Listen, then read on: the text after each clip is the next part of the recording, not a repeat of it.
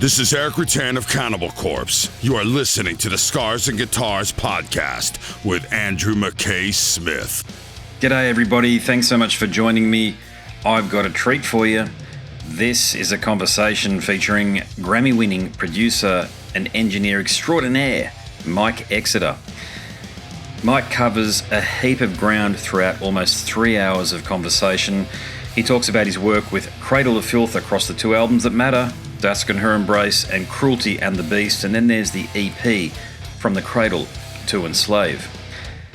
You'll be interested to know that Mike helped solve the riddle of just why Jan Peter Genkel was asked to produce Cruelty and the Beast, and if you've listened to my conversations with Stuart Anstis, Nick Barker and Greg Moffitt from the group, much of what Mike has to say expands on topics covered throughout those episodes. Now, his insight into Cradle of Filth's glory years is but one aspect of Mike's amazing career, and throughout this chat, other topics covered include working with his good mate Tony Iommi from Black Sabbath throughout the past quarter of a century, working on Black Sabbath's final album, and he puts to rest the speculation around Bill Ward's non-involvement. Dealing with Ozzy means that you've got to deal with Sharon, so hear what he has to say about her. He also talks about what it was like to work with Rubin. That's hilarious, actually. And we dive into his work with Judas Priest, in which Mike settles the debate once and for all surrounding Glenn Tipton's contribution to the last album, Firepower. He also talks about working with Ronnie James Dio on the Heaven and Hell album from 2009. Elsewhere, Glenn Hughes, former Priest drummer Dave Holland, they all get a mention. There's so much. This conversation was actually recorded on a Sunday evening, Brisbane time, so I just spent 2 days at the Gold Coast water parks with my daughters, so if you're watching, that's why I'm a shade of beetroot red, and if you're listening, that's why I'm not as articulate as I wish that I could be. But Mike more than makes up for that. He's a terrific fella. I thoroughly enjoyed our conversation, and I sincerely hope we can do it again, as there are plenty of other topics to address, such as his work, believe it or not, with Britney Spears and Christina Aguilera. The fella's done it all, so here he is, Mike Exeter. I have to say, the other week I was traveling. I do a lot of walking. Well, I haven't been recently, but I do try to walk. And I was.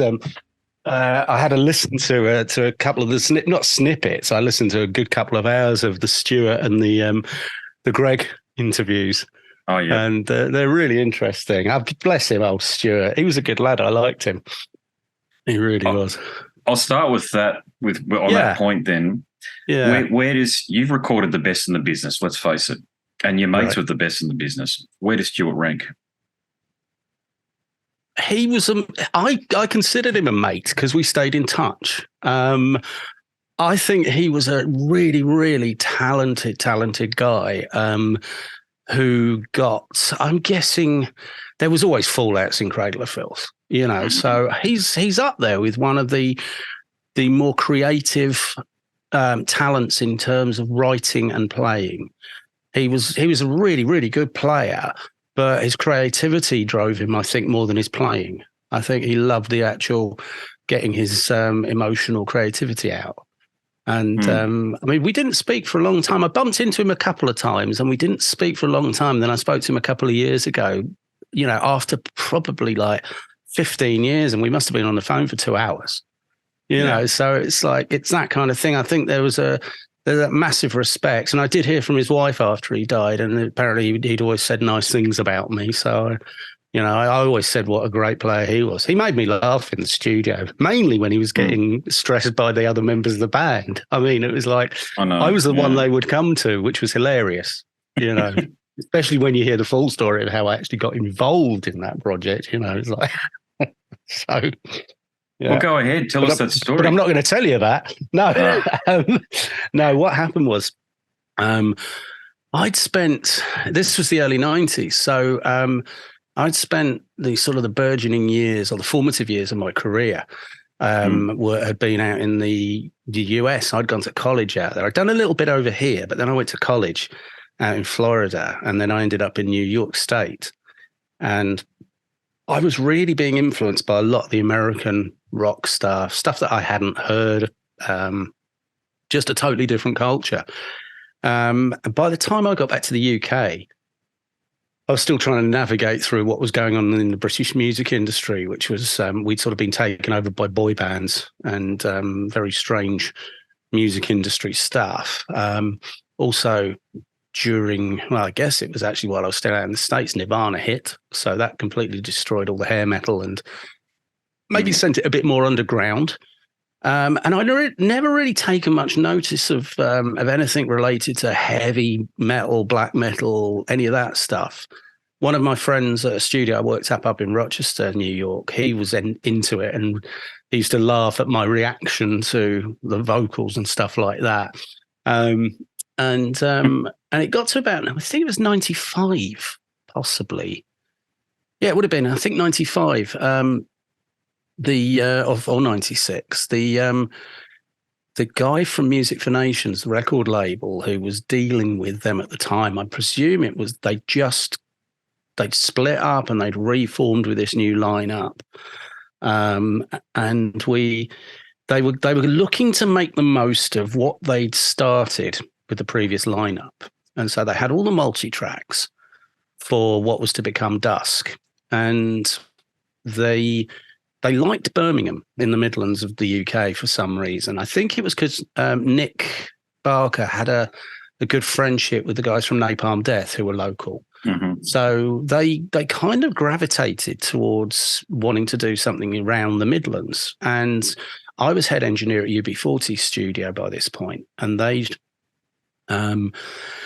got in contact. We were pretty much the only studio in town that was capable of doing 48-track stuff, and they needed 48 tracks. So I think his name was Dan, but I may be wrong there. So this guy from Music for Nations, I think he was a fellow Ozzy actually. He got in touch and he said, I hear you're the head engineer. I'd love to talk to you about maybe producing this album. So I was like, yeah, great.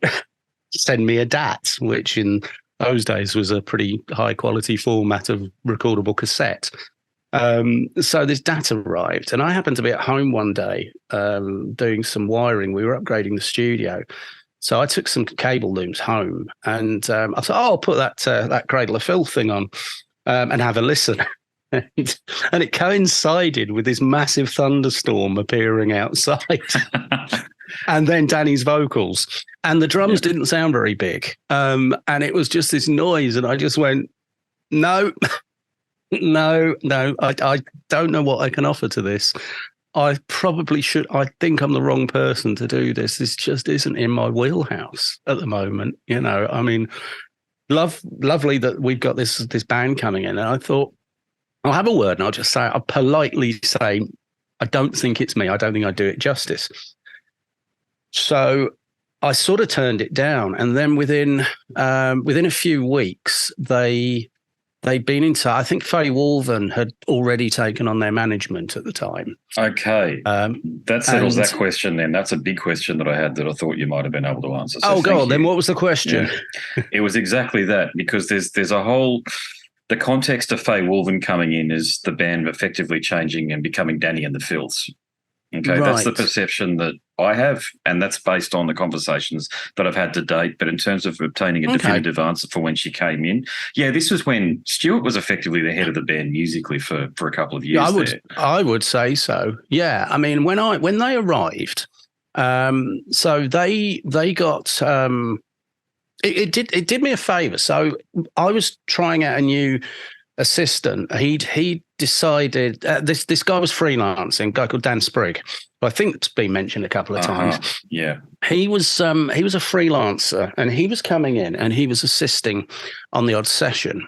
I already had another full-time assistant. He was mainly tasked with working with UB40. So Dan was around the periphery, and I knew he was into his heavy metal and rock. So I thought, this could be perfect if only they can find someone then to work on the album. So when Faye had entered the fray, and this was way before they came to the studio, so she was definitely involved. She'd mentioned it to Kit, her husband, and he was thrilled because it was his return to what was called the Abattoir. It was Depp International in the 90s, but the Abattoir studio was the original studio that UB40 built back in the early 80s. He'd done the big Magnum album on a Storyteller's Night. He'd done that in the downstairs studio. So he was like, oh, this will be brilliant. I can come back and see the old studio, and all this. And I didn't know any of his history. I didn't know Faye's history. I mean, long story short, she'd worked for the Black Sabbath camp under the guys that now look after Ian Gillan when they had that management. Kit had done Bowie. He'd done David Gilmour album, which I was most impressed by, being a Floydie. Thin Lizzy as well. Yeah. Yes, absolutely. Yeah, and there's a little story in there for later as well, the Thin Lizzy thing. That's quite funny. It involves the Gladiators, the TV series. Really? Oh, yeah. I remember that, yeah. Gladiators and Cradle of Filth in a building together. So, okay. Yeah. So they had suggested Kit did it. So we had a chat, Kit and I was like, oh, great. I said, look, we got this guy, Dan, who sounds like he's perfect to assist you on this. So it started to go ahead, and then they said, well, we love the idea. Could we just get in for a day or so? We've got all these multi-tracks to go through. We haven't got any rough mixes. So can we just have the studio for a day or so? So I set that all up, and another assistant, Dan, sat with them overnight, and he literally just played the multi-tracks and created rough mixes of the entire album as it stood. So, and he had to do, poor bugger, he had to do drums were definitely okay. So everybody had the drums, and then he had to do versions without bass, versions without guide guitars, versions without guide vocals. So he was there for 24 hours. And this is the cacophonous version. This was the original version that had different musicians that didn't have Stuart on it. Is that correct? Yes. Or is this a version? This is what I guess what they started to. They overdubbed this, so whatever was on there got redone except the drums. Because the drums was nicked the entire way through on the original Sin version, and then on the Music for Nations version. Yes. Yeah. Yeah, so that went well, and they were like, yeah, we're great, well, let's go ahead. And I didn't think much more about the project until they came in. And actually, I mean, they were so nice, all of them. They're just, every one of them was a nice person. Yeah, that's been my experience. They couldn't have been more polite. I mean, I know they hated the record label because that's their job. I met Faith not too short a time into it, as far as I can remember. But yeah, she was great. She was a good person to have at the end of the phone to liaise between, what was going on. And obviously she was getting everything from Kit. Kit was a taskmaster, but he was great. So I mean, really, that I didn't really do that kind of music. I wouldn't say I really do it now, but I'm capable of it now, and I understand it. But initially, I was just on the periphery of it, and just sort of being a part of what needed to happen, just to sort of make the session go smoothly. That nothing else sounds like that album. I just cannot understand why the management of Emperor or Satyricon or what have you if they heard Dusk and went, wow, we don't want to sound exactly like this, but what you did here using 48 tracks, we need to do something similar, because a lot of the music of that period, as you're probably aware, I love Emperor and Satyricon and these great bands, but their music has suffered because it didn't have the depth and the breadth of what you brought to it. Well, I would say, I think the reason that is because Kit applied a classic sensibility to it. And I'm lucky. I started in the late 80s. So I came up through tape.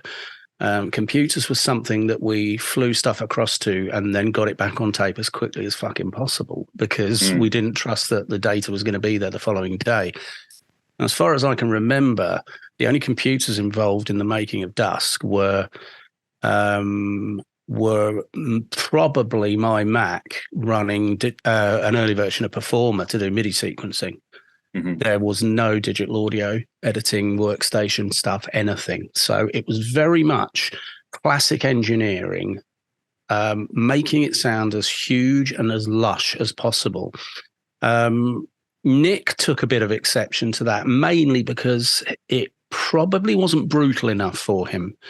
I think there's a fine line, and I think that's why certain people are drawn to producing certain stuff. I find a lot of modern metal is like an exercise in data entry. It's Absolutely. putting everything's on the grid, samples over everything.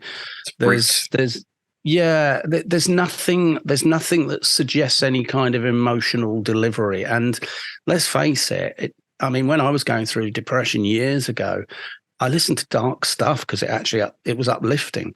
So it has to have emotion. All music has to have an emotional context. And, even through that recording, I managed to get over the fact that Danny's screams and squawks used to go right through me, but they complemented the vast orchestrations perfectly. And I think the thing about Dusk is that the band were still slightly subservient to the process of making it. Kit was a strong character. He's the first person I'd ever told a band to shut up, I'm trying to do some work here, while they were all getting louder in the back of the control room, and they all put their heads down and went, sorry, like naughty schoolboys, and then giggled, obviously. So I think it was a very, very creative process. I learned a lot of Kit. He was like, I ended up assisting quite a lot on it. And by the time it got to the last minute overdubs and we went into mixing, I was full-time assisting him because Dan Sprigg had gone down to do another project in the other room. So I had a fairly big part on the album. What a lot of people don't know, and God bless Greg, he's slightly in denial about the fact that I also did quite a lot of the keyboards on that album. That's come up a fair bit, yeah. Yeah. I don't think it's for any fault of his own, but he just got hold of a Kurzweil K2500, I think the band had owned, which was a great orchestral device. And I had a K2000, so I was helping him out with all that. And I think about a month or so in, he had some stuff he had to go and do back in Ireland. We were all joking, the old racist thing of like he's gone back to tend to his potatoes or something. But he did have he had some stuff he needed to get on with, and there was a bed of keyboards there, but it wasn't what they were. It's not what they were looking for, but there was a hell of a lot more to get on with. So. Look, lovely fellow, Greg. Sorry, just to interrupt. He's lovely. Awesome Great guy. I speak to him semi-regularly over Messenger and whatever else since. And out of all of them that I've spoken to, he's probably the most different. He manages York Minster, I think, at the moment. The guy's a professional in a very different sense to what the other guys are up to. Yeah, he definitely didn't feel like he was part of the argument process that was going on.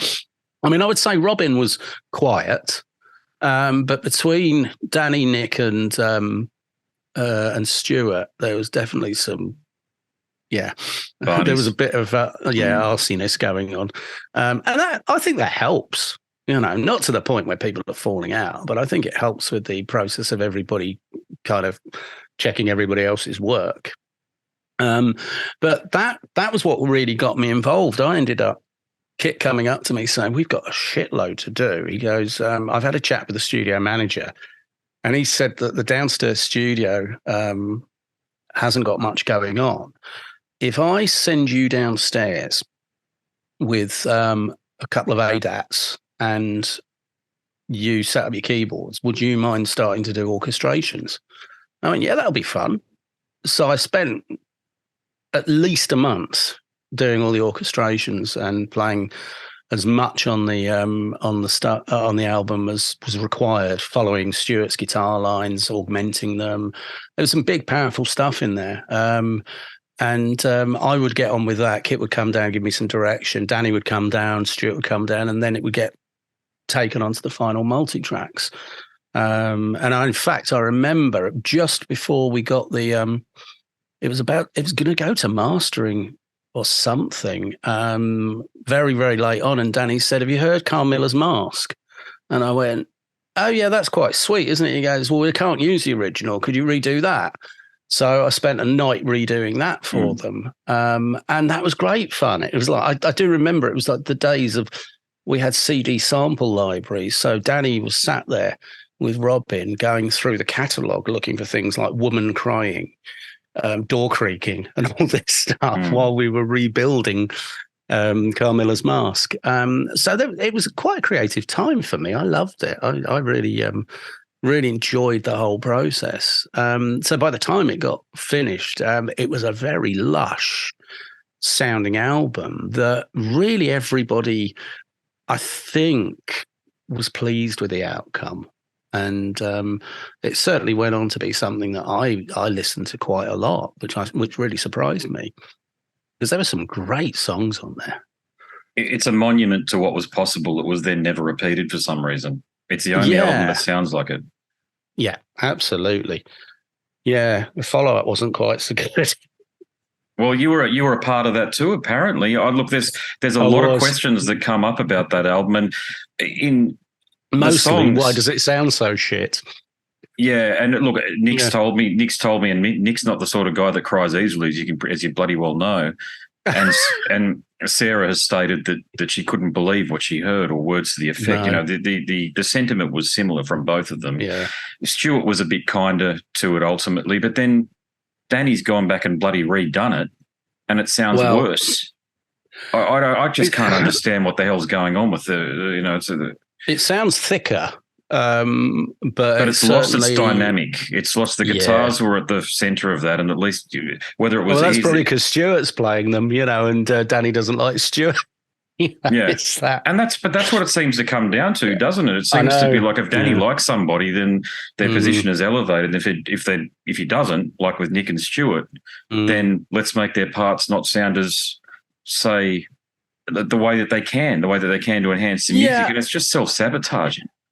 The thing for me, I hadn't seen Danny since 1999 when we did from what was the EP we did? From the Cradle to Enslave. Yeah, we did that. And I like Danny. I mean, I hadn't seen him until 2 years ago. We met at Bloodstock. We must have been chatting for about 40 minutes. It was lovely. It was just hilarious. We were going back to all the stories about paper planes with swastikas on them and all this shit that had gone on with Jan.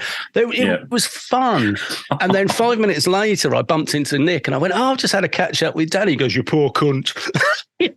I'm like, Nick, it's been 25 years? Let it go. I get on really well with Nick. He's a good friend of my mate Andy Sneap. It's like we see each other.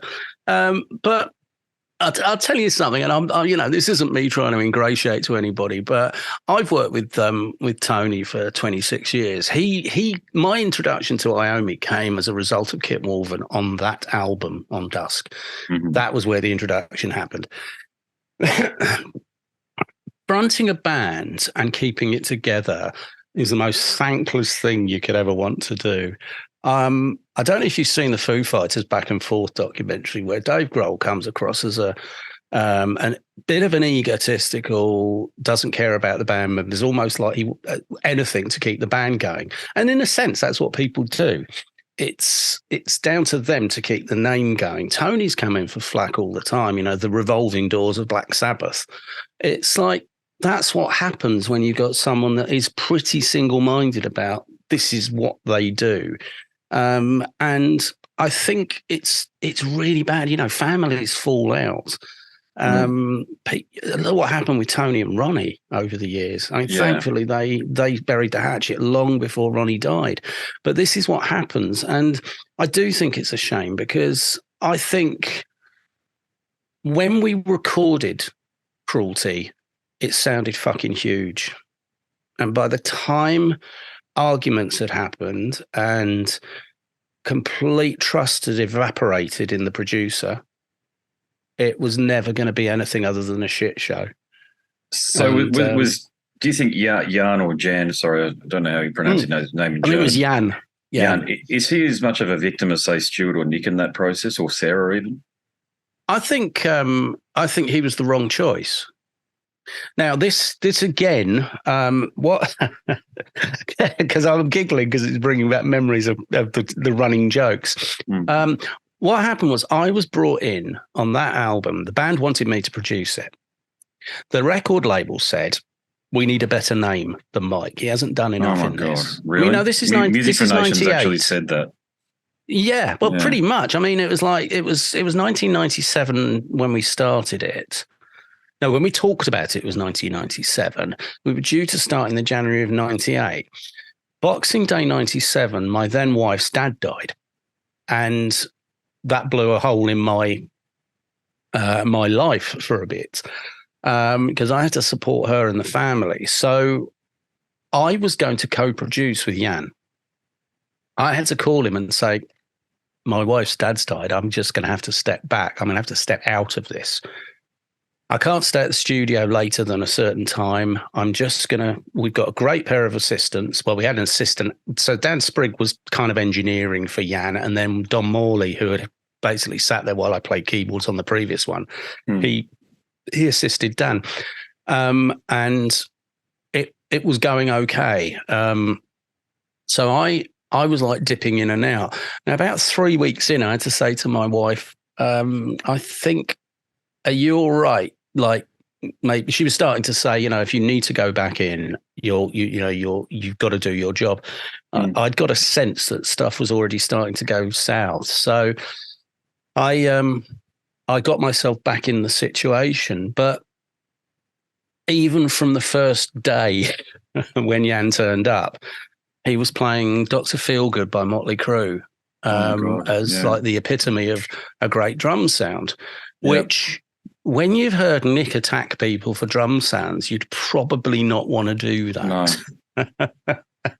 That's him being a bit tone deaf, unfortunately, on that one there. I mean, Nick's drumming, nobody sounds like Nick, really, do they? No, exactly. And I think with that, they were downstairs. I remember having to walk into the live room, and I'd say to the guys, just knock off the mics a second. And I'd go and I'd chat with Nick.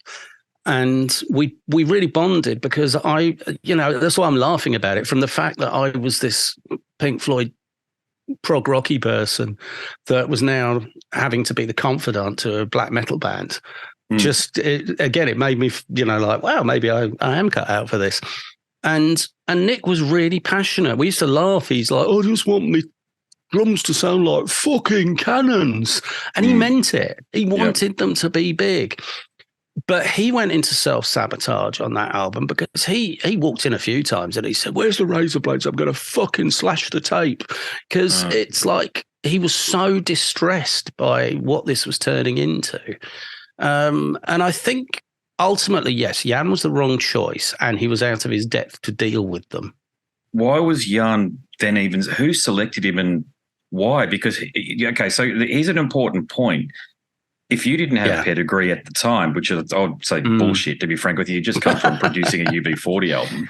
Well, but then this is what had led up to that point within sort of a 12-month period. What had Jan done to earn the right to sit in the producer's chair? Well, this is what we used to laugh at. It was one of the, where you get a young producer trying to get loads of credits and they say, I've worked with.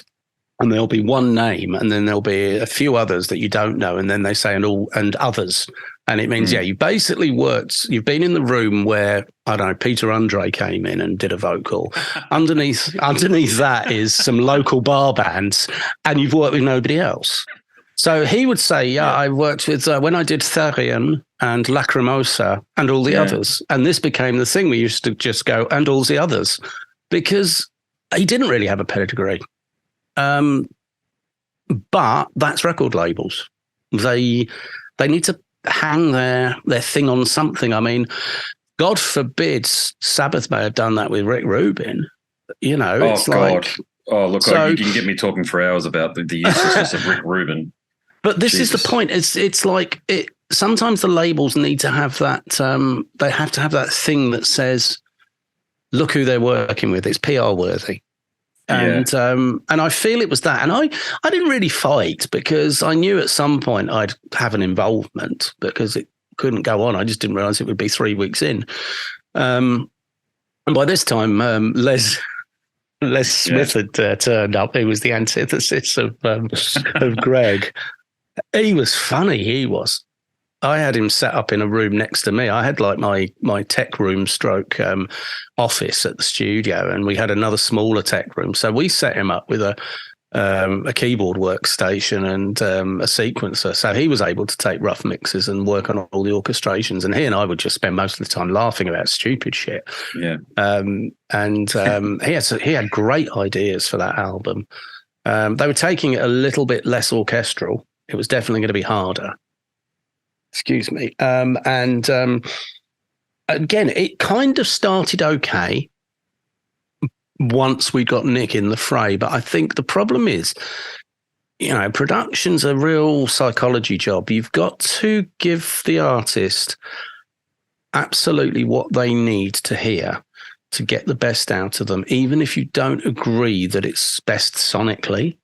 If you get that performance out of them, you can argue the rest of it later. If you try to be clever and change something on them, they believe wholeheartedly in the sound that they're asking for. Dio, when I recorded him, the U87 was the last mic I would have ever put on him, but it was the mic he wanted. Yeah, he had such a hard, harsh voice. I'd have gone for something way smoother, but he liked the U87 in front of him. He liked to hear the U87 coming through his cans. Therefore, you give Dio what he wants. And then you deal with it afterwards. Great sounding album, The Devil You Know, man. You did such a good job with that one. It's one of my proudest achievements. It is. It was so much fun. I mean, you can hear the fun. Dusk. Yeah, it's right up there with what you did on Dusk, man. It was a big sounding record. It was, we loved doing it. We had a long stint of writing sessions. I got to know Ronnie like he was a second dad. It was just awesome, and that's what you do. You go, I'm here because of them, so I'm not going to try and be clever. And that's I think where you've got to have this understanding with the artist. It's like, give Nick what he wants. If he doesn't like something, don't try and sneak it back in. Because you're just being a cunt if you do that. You undermine the artist, and then he's not on your side at all. Did you find that it got really combative with Jan, though? Yeah, massively. I mean, it was at they got to loggerheads quite a lot. I mean, Nick would have, had he not been pulled away from the probably Stuart would have been the guy that would have stepped in with me and just gone, Nick, just not worth it, mate. You put so much work into it. He would have cut the tape. He'd have taken a razor blade to it and destroyed the work. He told me the same thing. Yeah. Yeah. He was really fucked off. Yeah. I remember him taking me out to his car. I mean, again, the confidant. He parked his car up the road and he goes, have you got 10 minutes? I went, yeah, what, you going to push me into a canal? He goes, no, mate. We went in his car and we listened to a load of tracks on his cassette player in his car. He said, that's what I want this to sound like. And I went, well, yeah. Why isn't it? Well, because of that, whatever, and I'm like, okay, probably a translation issue, mate. Let's go back and see what we can do. And, you'd paper over the cracks a bit and then Jan will pull something stupid. And, I don't think it was deliberate. I just think they didn't see it the same way. And quite honestly, I mean, in terms of Danny, I think Danny mostly just cared about getting his stories across. He's not a songwriter. So he's a poet and a lyricist. That's what he does. So he relies on these extraordinary musicians. Yeah. That triumvirate on Cruelty is probably the best trio of songwriters ever in the history of extreme metal, being Stuart, Mick Barker and Les Smith. You get those three together, you can pretty much just leave them alone and you just help when you need to help. And I think from the sounds of things, Danny almost just did that. Is that your take on things? Yeah, he was great. I mean, he again, he'd go up to my office, he'd be working on lyrics and out would come these, he was writing for Terrorizer magazine as well. So he was doing all these handwritten articles for Terrorizer with his own cartoons. And he was telling me about the guy that had been arrested for wearing one of the Jesus is a cunt shirts. He presented me with a Jesus is a cunt shirt. At the end, he says, "We haven't got many of these left." He said, "But you deserve this." And I've still got it. It's fucking brilliant. I do it to annoy people now. I mean, again, I got on well with everybody. I really did, because individually, even together, they were great. But what made when we first started talking, I said about Stuart. What made me laugh was he would just very calmly. I think Jan. I can never remember what their fucking names were. I think he hadn't put as much effort into practicing as he possibly could have. So Stuart was trying to coax him through a fairly simple riff, probably on Cruelty, Brought the Orchids, because that was a great riff.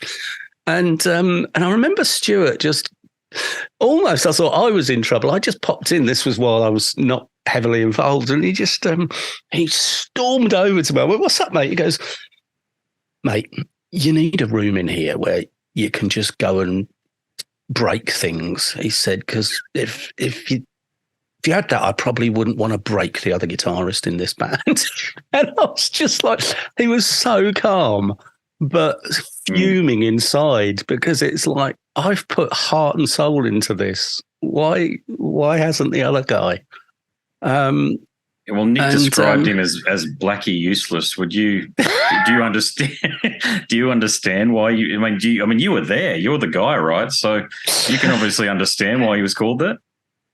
I just think, everybody gets. I don't want to be the guy that keeps avoiding questions, but I think in the heat of passion, you just see people as fucking useless, don't you? You're like, look, I've put my effort in for this. You haven't.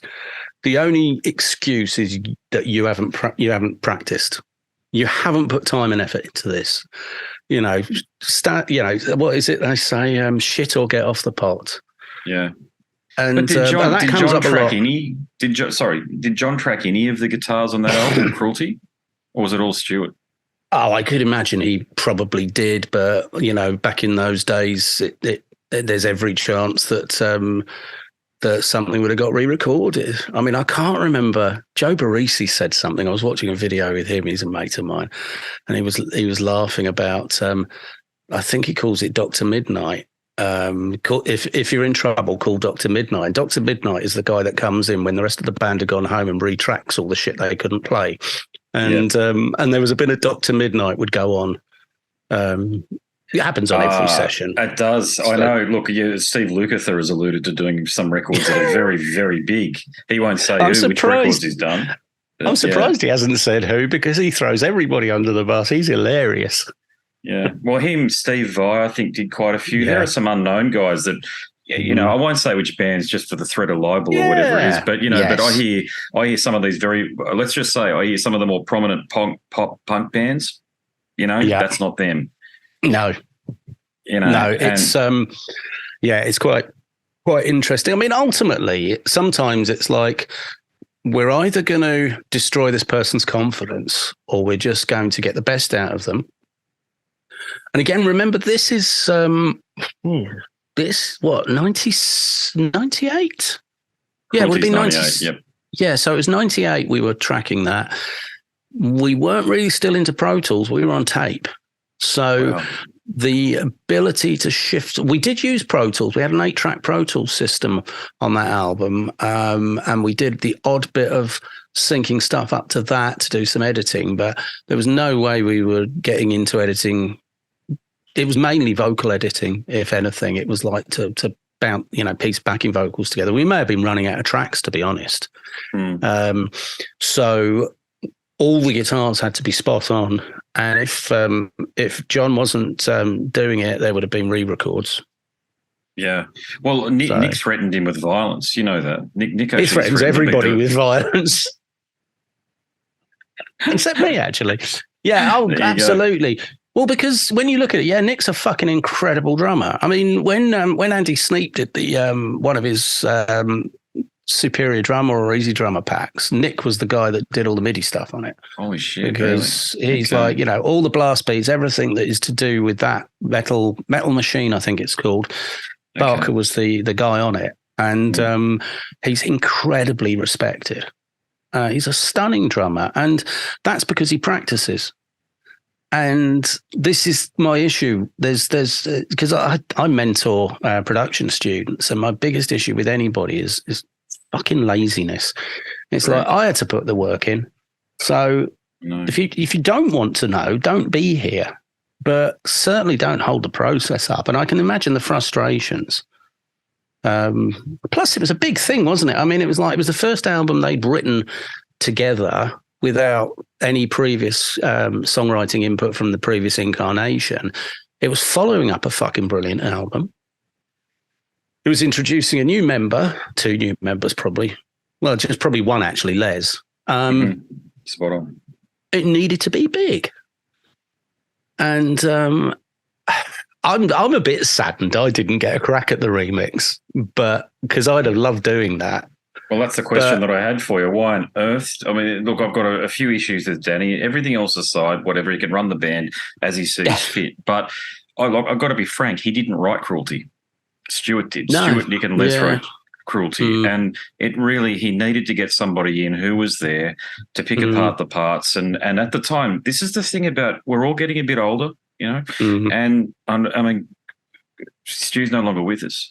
No. The one guy who could have helped you oversee the sessions to actually remint the tracks in a way that Nick would have felt comfortable. Sarah, I mean, let's not forget Sarah.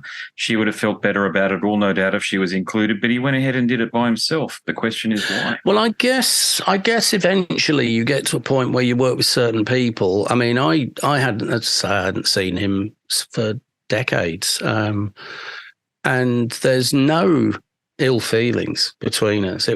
We just grinned and grinned when we were chatting about stuff like a couple of years ago. He asked if I'd heard it, and I said, yeah, I actually think it sounds heavier than the original. I said, as long as you're pleased with it, I'm happy. I had calls with Stuart. He was getting quite anxious, and I think he was trying to pitch for me to be involved, but I said, Stu, you might want to let it go. You know, really, if it's a done thing, you might be just opening up a can of worms that I don't know. I think he and Nick had spoken a lot about it. I met Julie Weir, who was in charge of, I think she's still Music for Nations or so. Anyway, she's to do with was to do with the repackaging. I first met her when I was doing a record years ago with Kill to This with Andy Sneap.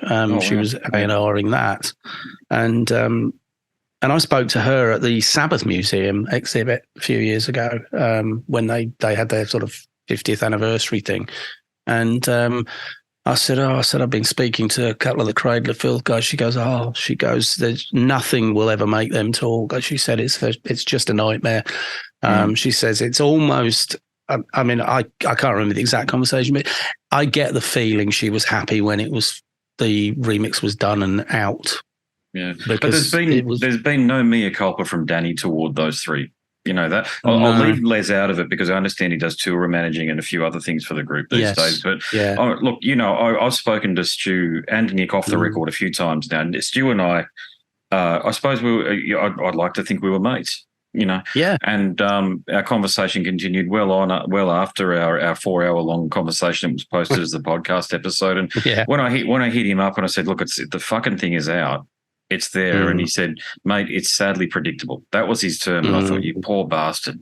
I got to say, I felt for him. I felt for Nick in particular because I know how important it was for him to have some say in what was going on. And well, it's not just about the music. The thing is, we could have had, I understand that likely there were photos taken within the rehearsal studio of the band getting their shit together and understanding, you know, making nice with the arrangements that Stuart was coming up with.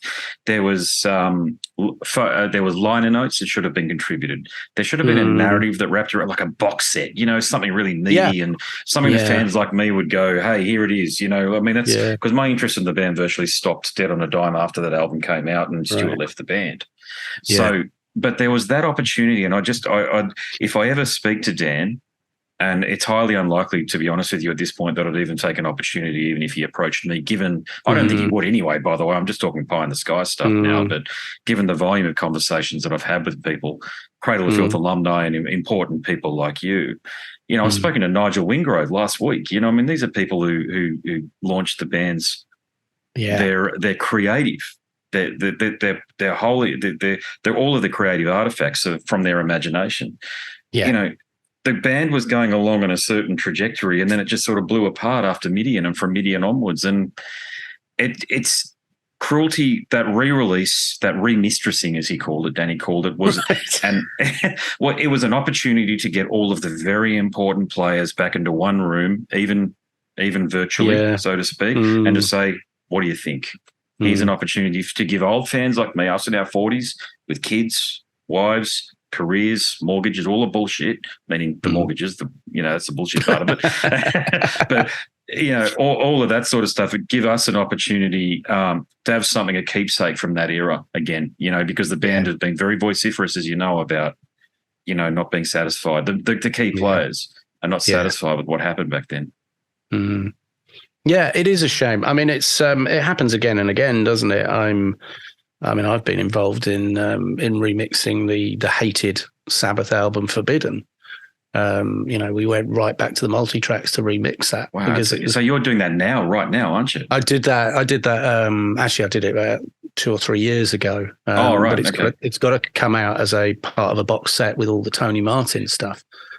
So we went back to 48-track analog, had it transferred. We actually had it transferred back in about 2009, but then for some reason we ended up doing a Black Sabbath reunion with Ozzy. But we got around to it, and it sounded great, you know, and that was a difficult one because Cozy wasn't there. You know, I was going to ask you about Cozy. Thank you for bringing him up. God bless him. Oh, man. Do you know what? Because I never met him, but I know he and Tony were really, really, really good friends. And Jeff Nichols had died as well. So there's two out of the 5 people who were no longer there. And I just used to sit there grinning because I'm like, this is like a masterclass in cymbal work. If something needed punctuating, you guarantee Cozy had a symbol for it. And I loved doing that album. And I think we've done it justice. But there's still stuff, you know, Tony Martin feels very aggrieved about the way he was talked about during the, you know, in the autobiographies, and Tony, Neil Murray was great. That was what a fucking bass player. You know, he went full geezer on that. That never came across on the original. So I was kind of like turning it into, what would it sound like if I'd got hold of it back in '94? Just bring it up to date enough, not trying to be too clever with it, and just make it sound big, wide, and powerful. And now even the Ice-T rap in the first song sounds huge because it's part of a massive, massive section. So we still haven't got it out, but the amount of stuff that goes backwards and forwards between people that essentially wants to be avoided, you know, it's like, just let it be what it is. I think it's a difficult one because, again, it's that thing of Tony's in charge of this lot. And I love what we've done on it. And he's very proud of it because he's been very vocal about hating that album. And yet he's like, this is what it should have sounded like. Now, there's quite a few people who've got their asses in their hands about all the stories as to why it didn't sound like that in the first place. So it's very difficult to navigate something that's a similar age to Cruelty, if you think about it. Absolutely, same era. Yeah, so it's a hard one to navigate. I wouldn't want to be in a band with any of those people. I wouldn't want to have been in a band with Cradle of Filth, knowing the high tempers that go on and that the arguments. And I think, you know, I'm not supporting anybody particularly, but because of all the stuff that I've gone through over the years, seeing it from Danny's side, he may be in a place now where his vehicle is him, and it's a cast of paid musicians who do his bidding, and he gets to go out every night and be Danny Filth. And as a result, he's got his thing. Yeah. Yeah. I know Paul Allender. I don't know him well, but we talk occasionally. No. And you know Paul Allender. Was he he was the original guitarist, correct, wasn't he? Yeah. Yes, and I'm talking to Paul Ryan this week. Oh, so great. Paul Ryan wrote Principle. Okay. And so if Paul Ryan, this is how I've got yet to ask Paul about this, but my understanding is Paul wrote Principle, and Paula Lender wrote Dusk. Right. Okay. Now I could be wrong, but I've got to go back and listen to my conversation with Paula Lender just to confirm some of that. But Paul, look. There's a lot that I can't say because Paula Lender's asked me not to share it. He wants. Okay, what I will say is Paul wants the entire thing behind him. Yes. Paula Lender wants the entire thing behind him. Yeah. That should tell anybody with a brain all they need to know. Yeah, okay? Precisely. But he was not a hired gun. He was the songwriter in the group alongside Stuart. They just were never in the band together. Yeah. And for him to say that after appearing on, I've long said that without Stuart, the band doesn't break large. Without Paula Lender, Danny doesn't have a career. Yeah. Okay. Did Paul come back into the band? Is that my understanding? He wrote Midian. Yeah, he wrote Midian. Right. Yeah. Gotcha. Yeah. So he did that, but then I think I'm trying to think what I can say without, offending. I'm just interested in offending Paul. The bottom line is Paul's contributions, a bit like Stuart, they weren't. Yeah. There's. Okay. Nick has spoken about it, the financial side of it. Yeah. He wanted to audit the band when he left, and he wished that he'd stayed on for another few months, and he wished Stuart and Les had left it as a block, engaged solicitors and audited what went onto the books. That's a big issue, mate, that one right there. Right. Okay. That's what they say. Yeah. And I really feel for them on that front. I mean, if you work your ass off, as they've clearly done, creating an album, which is all time. I mean, this is an album that's going to be picked up in my view, 100 years' time by all these bands like Satyricon, Emperor, Cradle of Filth, mate, they're like Metallica and Iron Maiden, and you know how we listen to B.B. King records and those old blues records from the 40s, 50s, 60s and stuff. That's what this is going to be. It's just going to continue to be. It's continuously influential. The only thing that's going to change is the influence of technology and how that music is interpreted by new musicians, if you like. And you've got these original gangsters like Nick and Stu who are. I'm trying to do, in part, what I'm trying to do is actually bring their story to life to ensure that their name isn't lost to history and they're not just hired guns, because they're far from that. They're the writers. They're the songwriters. Yeah, absolutely.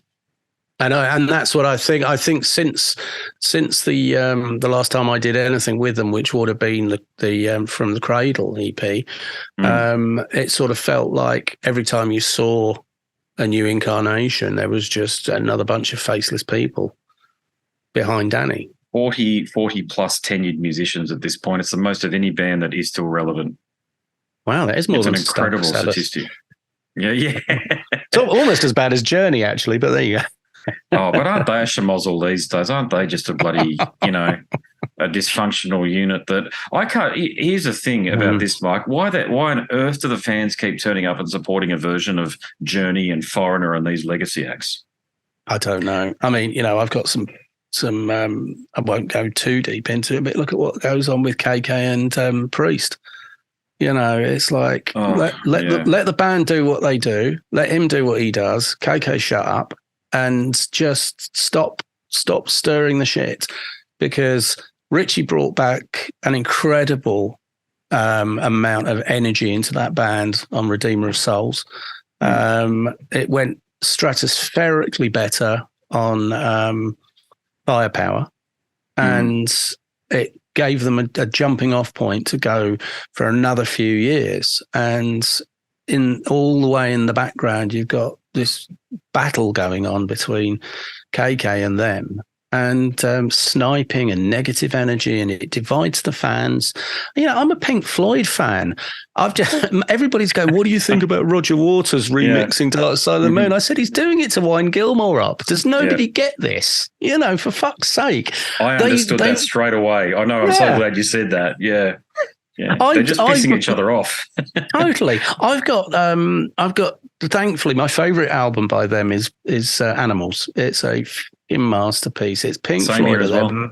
It's brilliant. They remixed Animals in 2018. It came out at the end of last year because they spent 4 years fighting about the fucking credits. If that doesn't say, band into politics. You know, Gilmour and Waters were fighting during the pandemic because Waters said, I don't know why Gilmour won't let me post videos up of stuff I do for Pink Floyd. You know, I'm doing recuts of Mother acoustically. I'm putting them up on his website, and all we get is his and Polly's fucking son reading poetry, you know. And it's like, maybe the Floyd fans would prefer to see Waters on there. And you just can't believe I mean, it's passion, isn't it? It's fanatical. You know, fans are fanatical, but that's what happens. And I have favourite eras of bands, and I don't think that anybody is beyond reproach. I think Queen made some absolute horror stories of records, but they're still one of my favourite bands. Rush, horror stories of records, but they're still another of my favourite bands. Pink Floyd, I like from Meddle to probably Animals. The Wall and the Final Cut were okay for me. It doesn't make me not a fan. I just have a particular period where they resonated with what I did. If you've got bands that last 40, 50 years, 30 years, whatever, they're going to win and lose fans, aren't they? And all they can do is be what they need to be at that time. And I think that's possibly what's so sad about something like Cruelty is they were trying their hardest to be the best they could at that time, and the stars just didn't align, and it set them off on some weird course where, you know, by the time we got to cut the EP, we had two drummers on that EP. Was Sargentson and Adrian Lanson from At the Gates. That's it. Yeah. I mean, that was cut two separate stints up at Bar Street, and it was like, who have we got this time? And then I can't even remember if Stuart was involved in all those recordings or not. Nick had obviously gone. It was like, oh, that's a shame. And then I think Les was getting pissed off. He wrote the originals. Yeah, he wrote the original tunes that were on there and played also on the covers there. But it was right. It was he did not want that. According to Stuart, someone opened his quote. I think is not verbatim, but that EP came out because someone opened their fucking trap to the record company. Those songs should have been the original songs should have been part of it. And here's the thing, and this is where I think This is where I start thinking about where this band could have gone with your involvement. Yeah. A Clive Barker concept album right there. Okay. Right. With the two original, I think it's one original song on that EP there. I mean, the EP isn't, I mean, I'm not saying it's forgettable. The tunes that Stuart wrote on it, fantastic. He was taking it in a more hardcore punk style direction with the black metal influence in it, but it just didn't happen. And it had a live outtake of Funeral in Carpathia on it. Like, for God's sakes, I mean, you can't improve on the original, so don't try. And the thing I liked about it was getting Danny to actually have to sing something on Sleepless. We were wetting ourselves because it was like he had to actually sing a melody, and the giggling that was going on. I mean, you know, he was fun. We used to stick him in the one of the booths at Bar Street, and I think he was on his red wine, so we'd have him in there, and he was getting more and more relaxed. And Dan Sprigg was doing it with me, and I always insisted on having a keyboard sampler in the room so I could bring up sound effects, and it was usually farts because I'm childish, and it would be. We stopped giving Danny feedback about his singing. We would just play different farts, depending on whether he'd done a good take or not. Yeah. And they'd get more and more reverbed out as the night went on, and we were in fits of giggles. And he's in the other room going, I think I'm going to be sick here. I feel like I'm in a wet fart chamber, you know. It was good fun. And I don't know if you know, we used to call him 3PO. Because that hasn't come up. Tell me the story. That's great. Oh, awesome. God. Yeah, I've told a load of people that in public. He thinks we call him R2D2 because he's quite short. But we didn't. We used to call him 3PO because he would get because you probably heard him talk. He talks a little bit like that, and he's very sort of clipped. And so he's like, when are we going to be able to do my vocals? I think it's about time we did my vocals. And I'm like, all right, calm down, 3PO. And Stuart nearly spat the dub. He was pissing himself. So for me, he's always been 3PO. And and I guess if you take that, it's like when you're being bullied, you imagine you bully naked with a woman's dress on or something. Suddenly, it's like it minimises their effect on you.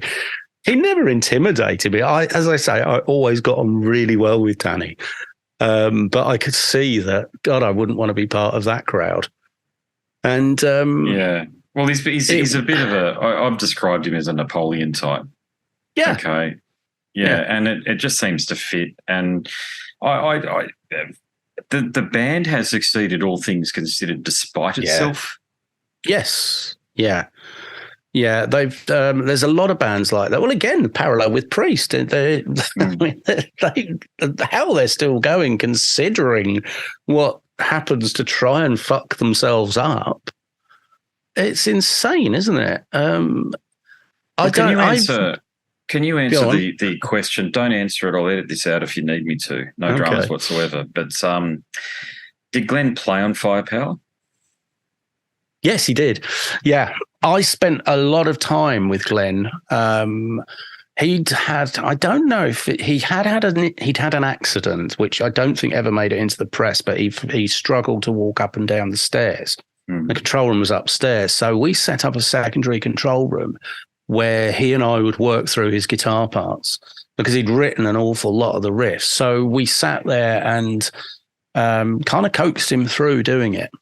And so I spent a lot of time on Firepower working with him just to make sure he got the important riffs done. He did a lot of the solos as well. He wasn't in a good state, but because the problem with Parkinson's is you have good days and bad days. Yeah. So, and the more you try, the more frustrated you get and the more it exacerbates the problem. So when he was having a bad day, he's very stubborn, Glenn. And I would say, why don't we just go for a walk down the river? And I've got to get this guitar part done, knowing full well that it was never going to happen. And then I'd come back the next day and say, should we have another go at that? And he'd be energized in the morning and he'd be brilliant. So it was probably the last time he really, really did creatively play properly and with passion. But again, that's 2017. That's coming up 5 years ago. So it's degenerated quite a lot in that time. But he's dogged in his determination to make it happen. And he does it with he's a pain in the ass because he's got a really funny sense of humour. There's a little glint in his eye. One day I walked in the control room because I would say to Andy and Tom Allen, I'd say, fucking please take him off my hands for half an hour. I'm going to have another breakdown, because my breakdown was pretty much as a result of the previous album. It was a long period. It was a long period of time and events leading up to it. But the thing that broke was at the end of that album. So I always say, you nearly fucking killed me, because we're going to try and kill you again, Mike. We want you on board. Anyway, so I remember the one day they'd got him upstairs, and I thought, oh great, I'm just going to go for a walk myself, because he's got a beautiful farm on a river in Worcestershire. So I went for a little walk, and his dog came along, Rufus, and I came back and I thought, right, I'll go and see what's going on upstairs. And I remember he's in the control room and he's like, play it again. And they're playing this song that they put heart and soul into with all these backing vocals, and they'd done a real top job on it. And at the end of the playback, Glenn just goes, well, I'm just not, I don't think it's a Priest song. And they were all like, what do you mean? He goes, it sounds like some. Look, he goes, I know we all like Queen. He says, but this is like Queen do musical theatre. He said, I just don't think it's us. And they were so dejected. And he stood up quite he was quite bad on his feet at that point. And he stood up and walked out of the room. He said, come on, Mike. He goes, that'll teach him to fucking say they don't like my solo, and burst out laughing. And I mean, he still got his own way because the song didn't make it. But I said, I knew that was what you were doing. You can't. And he just pissed himself. And they were all like, it's not funny, And, but it's that kind of thing, He is a great guy. And it's shocking what's happened to him. And equally frustrating, I remember sitting there going, Glenn, don't knock yourself about with this. thinking, my God, he sat here. This is beautiful. This is a dream place to live. It's like where he wanted to retire. And the one thing that gave him this place is being taken away from him, the ability to play. And, that gave him the success and the money. And it's really sad. So we did everything we could to make sure that he appeared on that album as much as possible. And it really is his last hurrah. I can't imagine. I'm not doing anything on the new album. I talk to Sneap a lot. They've been doing a lot of recording. How come you're not involved in the new album? Well, Andy's out on the road with them all the time. So they're doing it on the road, are they? Well, the pandemic hit, so they've had times where they've got together for songwriting sessions, and then I think during production rehearsal times they've been out in the States, so they've gone in and they've done recordings, and so they've been able to do a lot of it to coincide with people's visas, because it's a band that's made up of people living in America with British passports and UK with American passports. So it's difficult to pull a band like that together for any period of time. So it makes sense to have them on the road.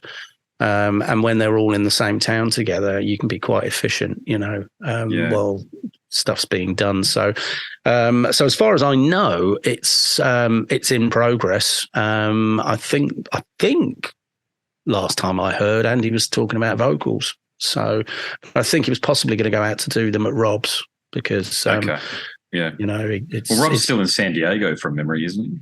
He's out in Scottsdale. He had a place in San Diego. Yeah, he did. He had two houses, but the one he kept was in Scottsdale. Gotcha. He's great, Rob. Really good. He's they're all funny as always. Rob is considered the voice of metal, but you've not just worked with Rob, you've worked with Ronnie as well. So you've worked with the two guys. I mean, the only other one, Gillan as well. Fantastic. It's just Bruce, isn't it? Dickinson that I probably haven't had anything to do with. I don't know whether you're missing out on much there. Apparently, is a bit of us, to be honest. Well, I'll be diplomatic, and I mean it diplomatically because I don't have any axe to grind. They weren't one of the bands I listened to, so they're not on my radar. I did have the pleasure of working with Nico on a project. He was ace. It was really good fun. But yeah, I've never really been a Maiden fan, so it just hasn't been anything that I would be that upset about losing out on. But Gillan was the first rock voice I ever heard because he was Jesus in Jesus Christ Superstar, and we battered that album to death when I was growing up. So that was an odd one. And Ronnie and Rob and Glenn Hughes as well. I mean, just insane singers. Is Glenn out of all of them? I've spoken to Glenn before, and he just strikes me as a lovely fella. Is he the one you'd work with again in a heartbeat? I'd work with all of them if I could. Ronnie would have been the one actually because he was just so powerful. He was a force of nature. He was a pocket powerhouse. His lyrics came from the heart. He wasn't trying to be clever. He just wrote stories. And then he wrote melodies to go with them. And then he delivered.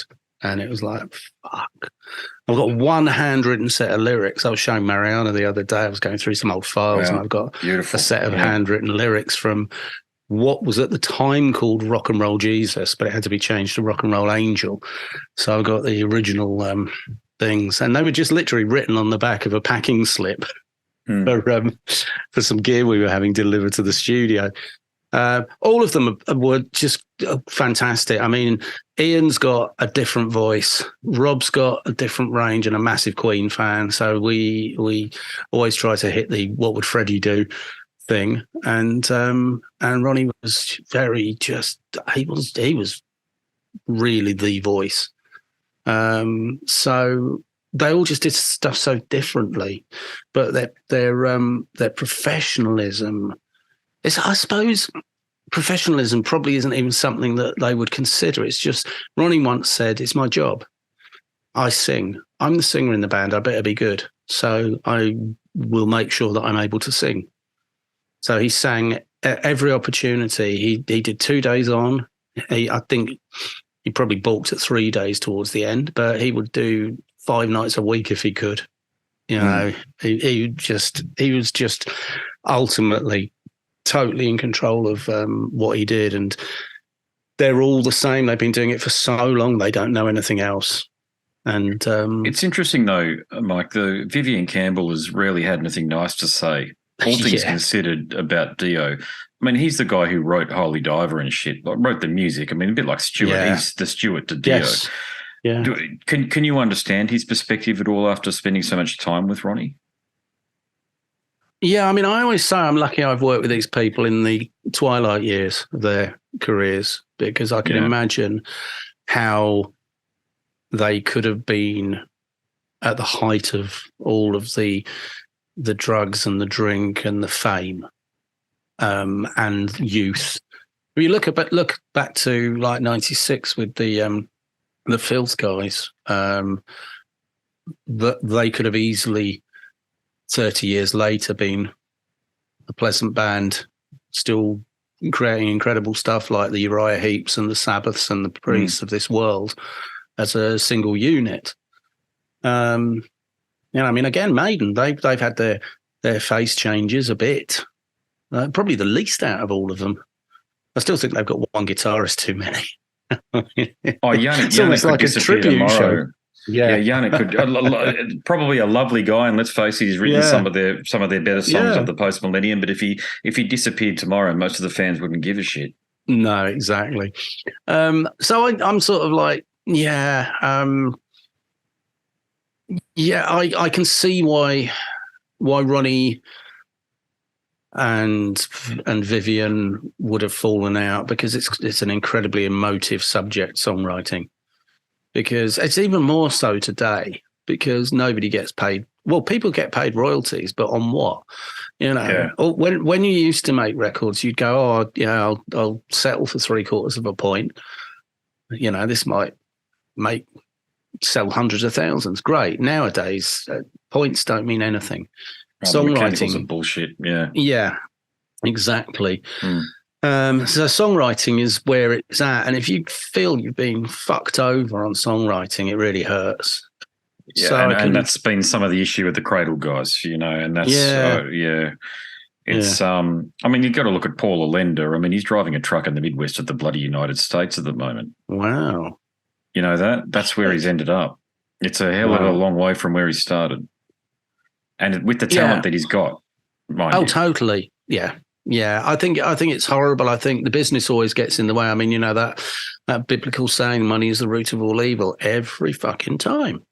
I made peace years ago that I will. Well, I think having a near-death experience does it to you. You're like, okay, I get that now, that you can't take it with you. So try and enjoy life as much as you can. I'm going to sound like the keyboard player from Spinal Tap now. Have a good time all the time. But you know, it's true, isn't it? You just do get through life without. What are the 3 things? There's a mixing guy out in Nashville, and he just said, Don't cheat, don't lie, and do what you said you were going to fucking do. And if you get on going through life like that, you probably have friends at the end and have had a good life experience. And I mean, my thing is to try and leave a legacy of stuff that people will love for years. And so far, I've done that. Yeah, absolutely. I'm really proud of what I've done. And I remember being able to give my kids and Mariana, when I mixed the final Black Sabbath show for record and for cinema, when the vinyl got mastered, my friend was mastering it, and he said, what do you want to put on the run out? You know, any engravings? And I said, I don't know. He goes, do you want to ask the band? I went, no. I said, well, my favourite track on the album is Dirty Women. It's fucking awesome. It's one of the best pieces of Tony playing in years. I said, can you just put Mike.X for MZZ, AJE and JIE? And it was like Mariana and my Beautiful. 2 kids. Yeah. And it's engraved in there. It's only on the European versions. And I gave them to them for Christmas. And I said, and Tony had signed them as well, but I said, check the run out group. And they were like, fuck, this is amazing. And it's like, it's just pride in being able to do that, getting Andrew, my oldest son, to meet Ozzy, just brilliant. It just things that you can do that make you feel, well, something I've done has changed people's life for the better. And, with everything I went through 9 years ago, when I came through it, I went out to New York to do a Black Sabbath convention to coincide with the final 2 dates they were going to play at Madison Square Garden. Mm-hmm. And I was shitting myself because I'd been through nervous breakdown, anxiety, some horrendous stuff. And this mate said, we want to get you up on stage to talk about your career. And I'm like, fuck off. I said, wow. I'm too nervous. And he got me up there. He said, don't worry, we've got you. And it was cathartic. And I was able to share my story. And I was there for a week. And all through that week, I was bumping into Sabbath fans in New York, all saying, thank you so much for everything you've done for us. And it's like, fuck, it's a heavy weight to carry, but it makes you think, yeah, I'm making a difference. And that's why I'm always very reticent to throw people under the bus too much, because, I'll make jokes about what people have done, but I can't knock the fact that they've made a difference too. But again, once it gets down to unfair treatment with money, that sucks. And there's a root cause to it. And I think other people are complicit in it as well. And, it's the Janine, isn't it? Telling the lead singer that they're the reason that the band is successful. So there's always some little devil on their shoulder, the nasty conscience telling them to fucking do it on their own. Well, I don't know better, Mike, and believe me, I don't, but I think that's what happened with Cradle. And it's so bloody sad that it happened because Paul Lender's inclusion after the fact, from Midian, of course, he was a part of the original lineup, and I'll learn more this week from Paul Ryan about what their co-contribution was, how they wrote together this sort of thing. But, mate, after really your involvement with the band, it really just became Danny and the Filth, and the group is just... It's really I call it a legacy act, but to be frank, I'm being kind.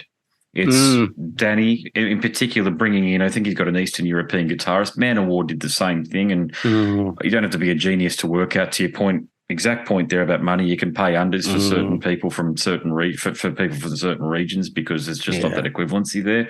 You get people from the Anglosphere, as I call it. You got to pay them at an equivalency.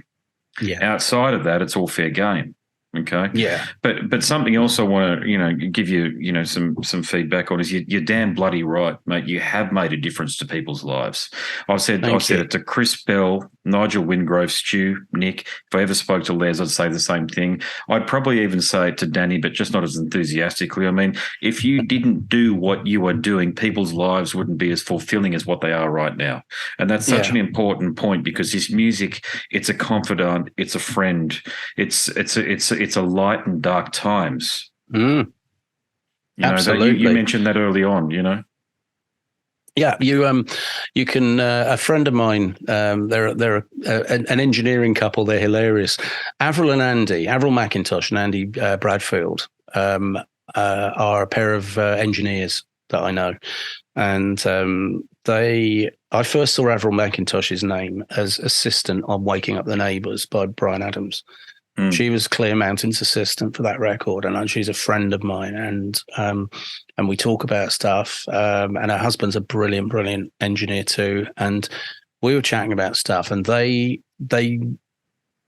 put something up on Facebook once about they were remixing one of the Marillion albums, the Fish Era Marillion, and I said, "This is fucking brilliant! This is amazing."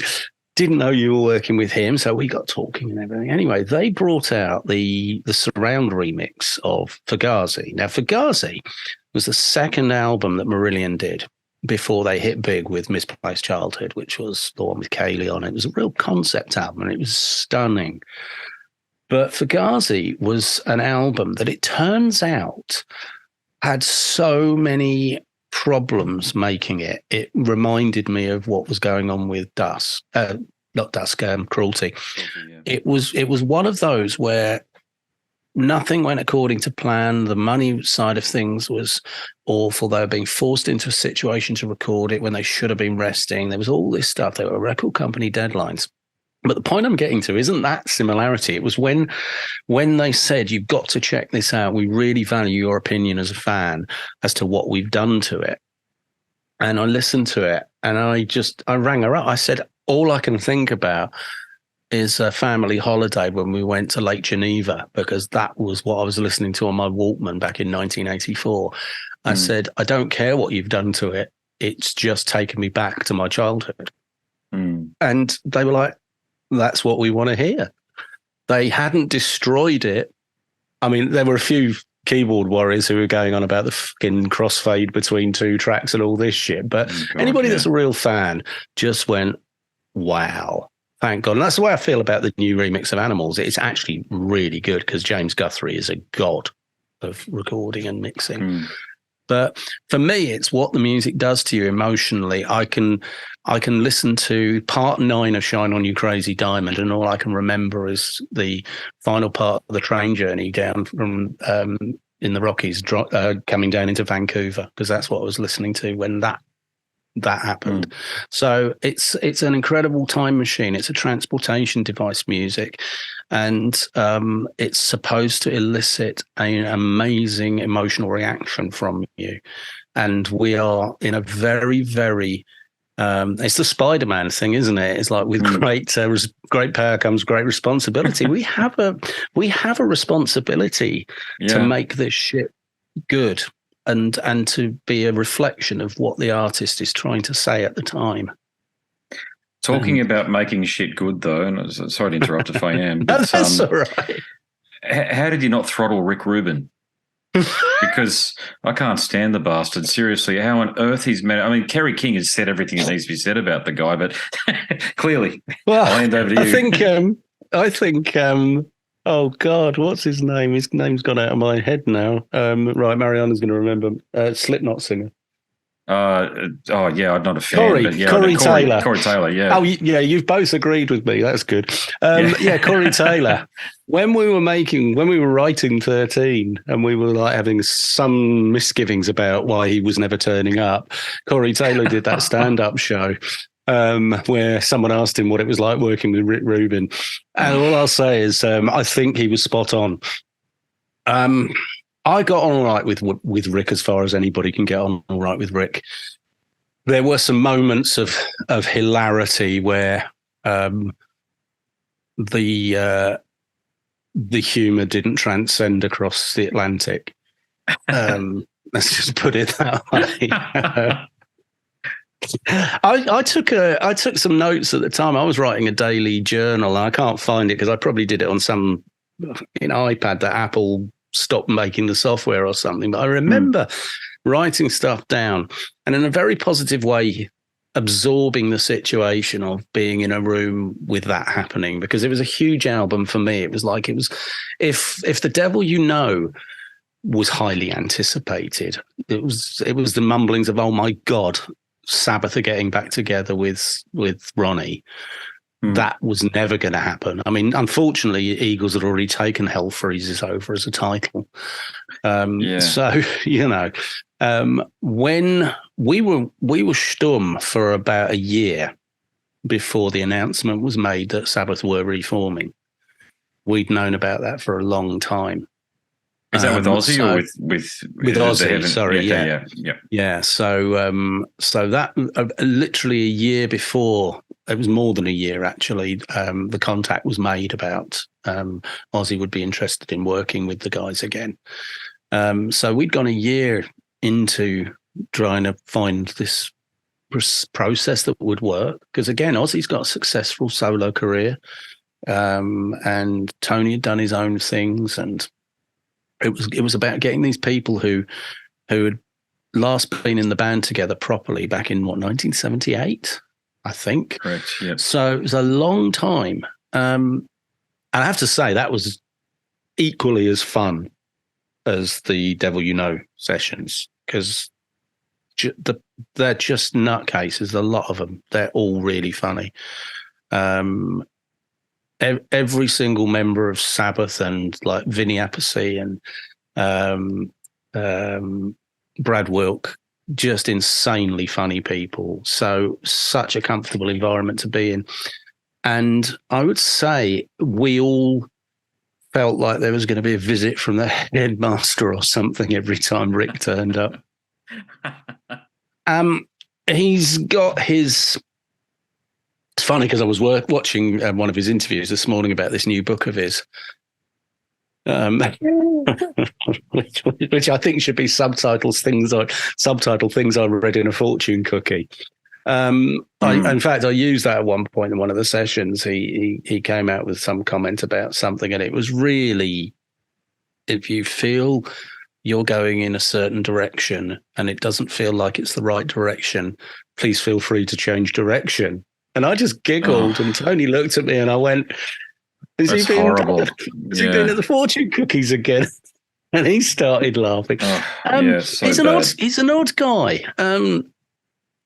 And we watched that video on Corey Taylor. Corey Taylor really fucking had a go about him, and I think it was sort of a toleration. In one respect, he did bring stuff to the party that made them think. I think Rick's I would say his main forte is putting teams together to solve problems. So at the time, I wouldn't say Sabbath had any problems.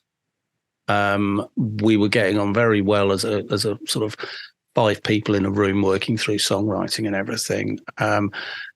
I don't think they needed to be shown how to make an album after all this time.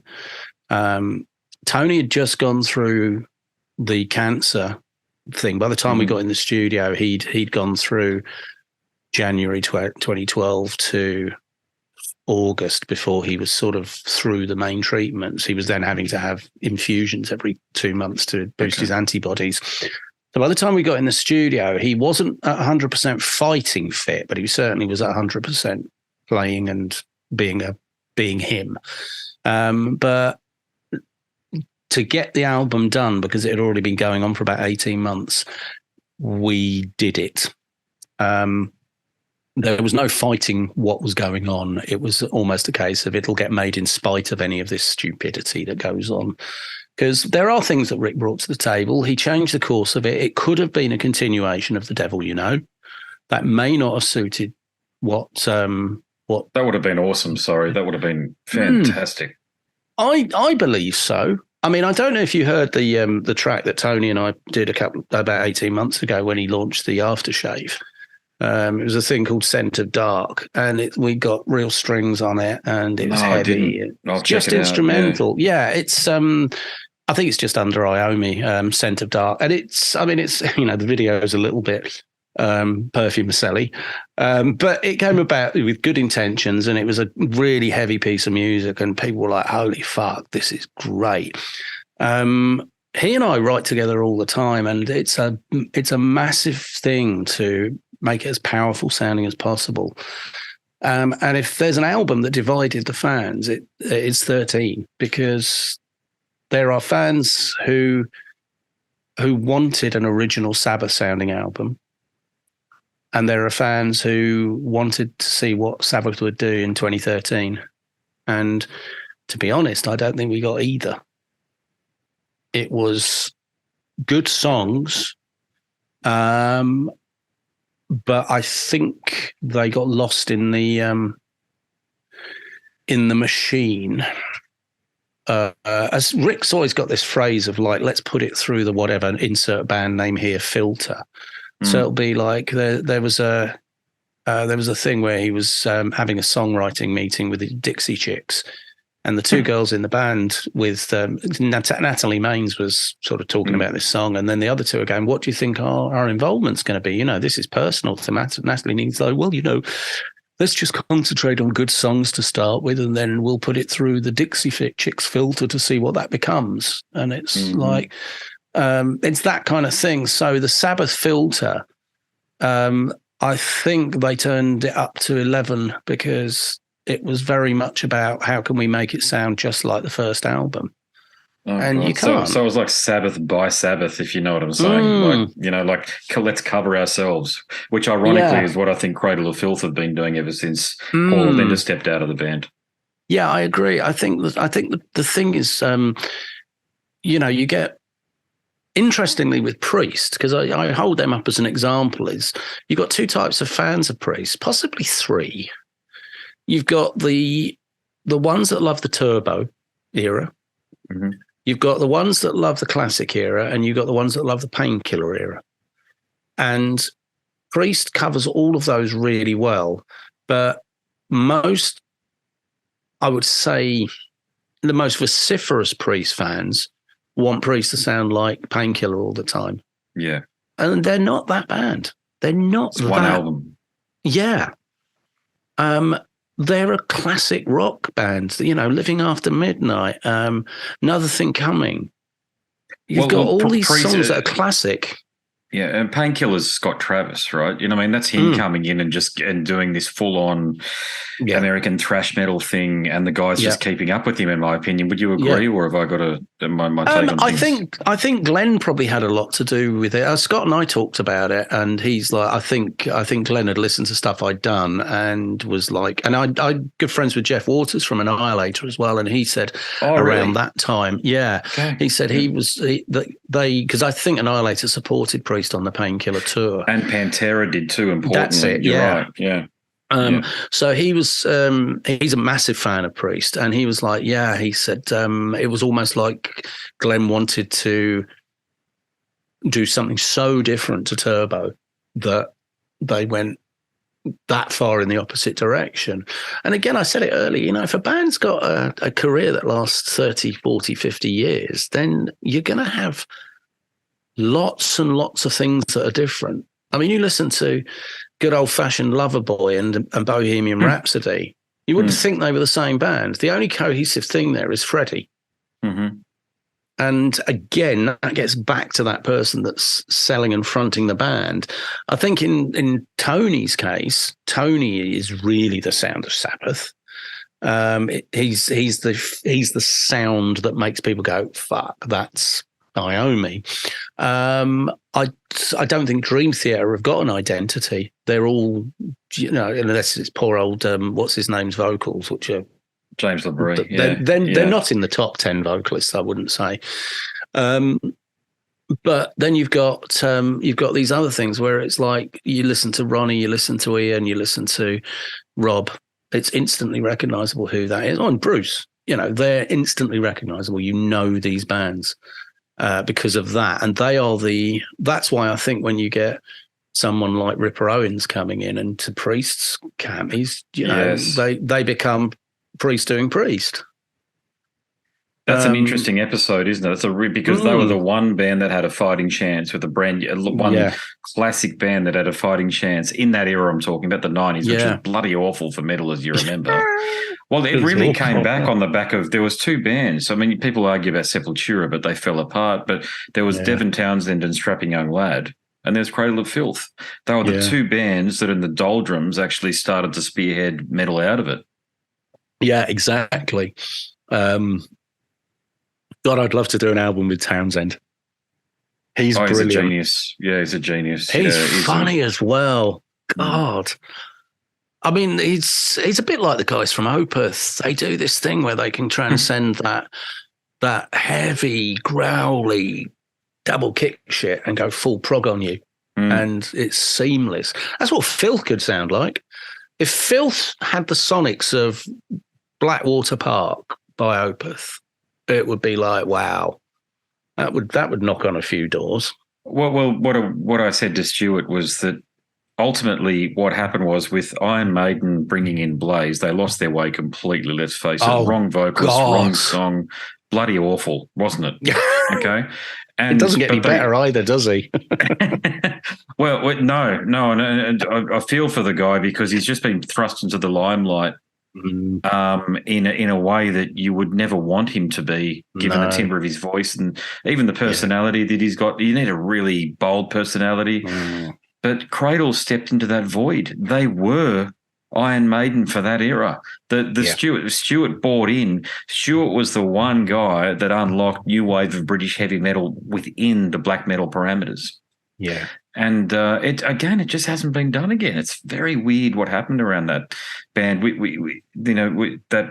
That part of the band that you were such a crucial cog to ensure was realised, the sound was realised. None of it has ever happened again. It was like this zeitgeist that just went whoosh. But we still got it. There's something weird about that early 2000s time, isn't there, as well, where a lot of industrial influences came into the punky side of metal. It was like this sudden access to technology. It's like Kill to This. I remember I worked with them on their second album. I'm seeing Mark in a couple of weeks. I'm doing a university research thing for him. Wow. Okay. And it's really funny. I remember the stories of the first album, which was Voodoo Vice and something. I can't remember. The second one was Trinity. That's the one I worked on. Yeah. And I remember that's a good album, by the way, Trinity. Yeah, it's good. I quite like it? That one. Yeah. Well, the connection there is that the bass player on that album ended up playing keyboards with girls. So the female. Yeah, what's her name? She Caroline. ended up playing Caroline. So she ended up playing live keyboards, didn't she? Yes, yeah, she was on a couple of tours. Yeah, yeah. I mean, that was funny as well, because talk about the Dr. Midnight coming in.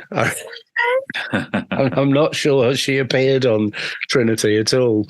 Right, yeah, okay. But so the first album, I remember Sneap had been recording it with Minor about, doing the full on heavy shit, and then the mix came, and suddenly Mark comes in with all these bloody samplers and synths and things and sequencers, and he's like, "What the fuck's all this shit?"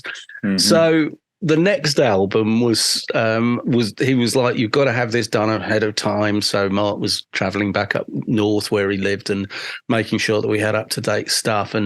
But it was very, very much of that time. It was like you couldn't make an album unless there was a fucking drum loop backing a real drummer and very stuff like that. New metal stuff going on, wasn't it? Wasn't it? Yeah. Yeah. And I think Linkin Park pretty much defined the ultimate of what that could have been.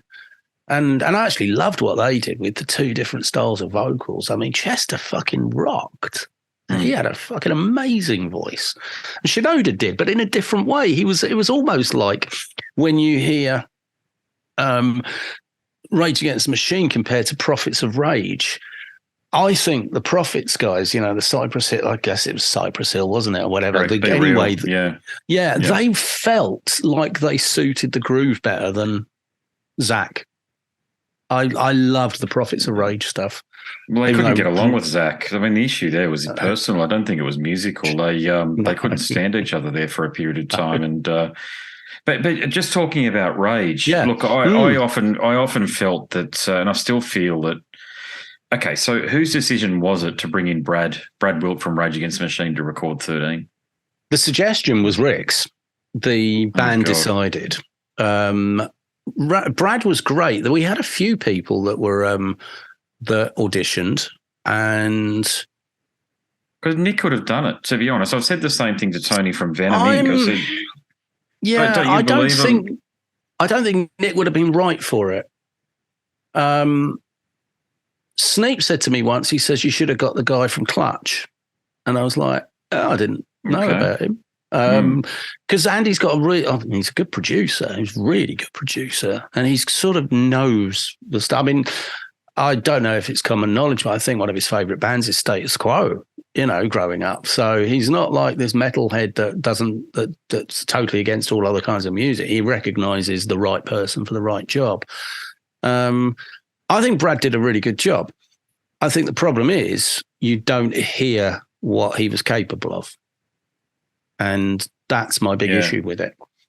Look, overall, I think the issue from the fans' perspective, and I've got to say I'm probably in the same camp as what the hell happened to Bill Ward, because he could have done the recording, surely. The tour, but the recording.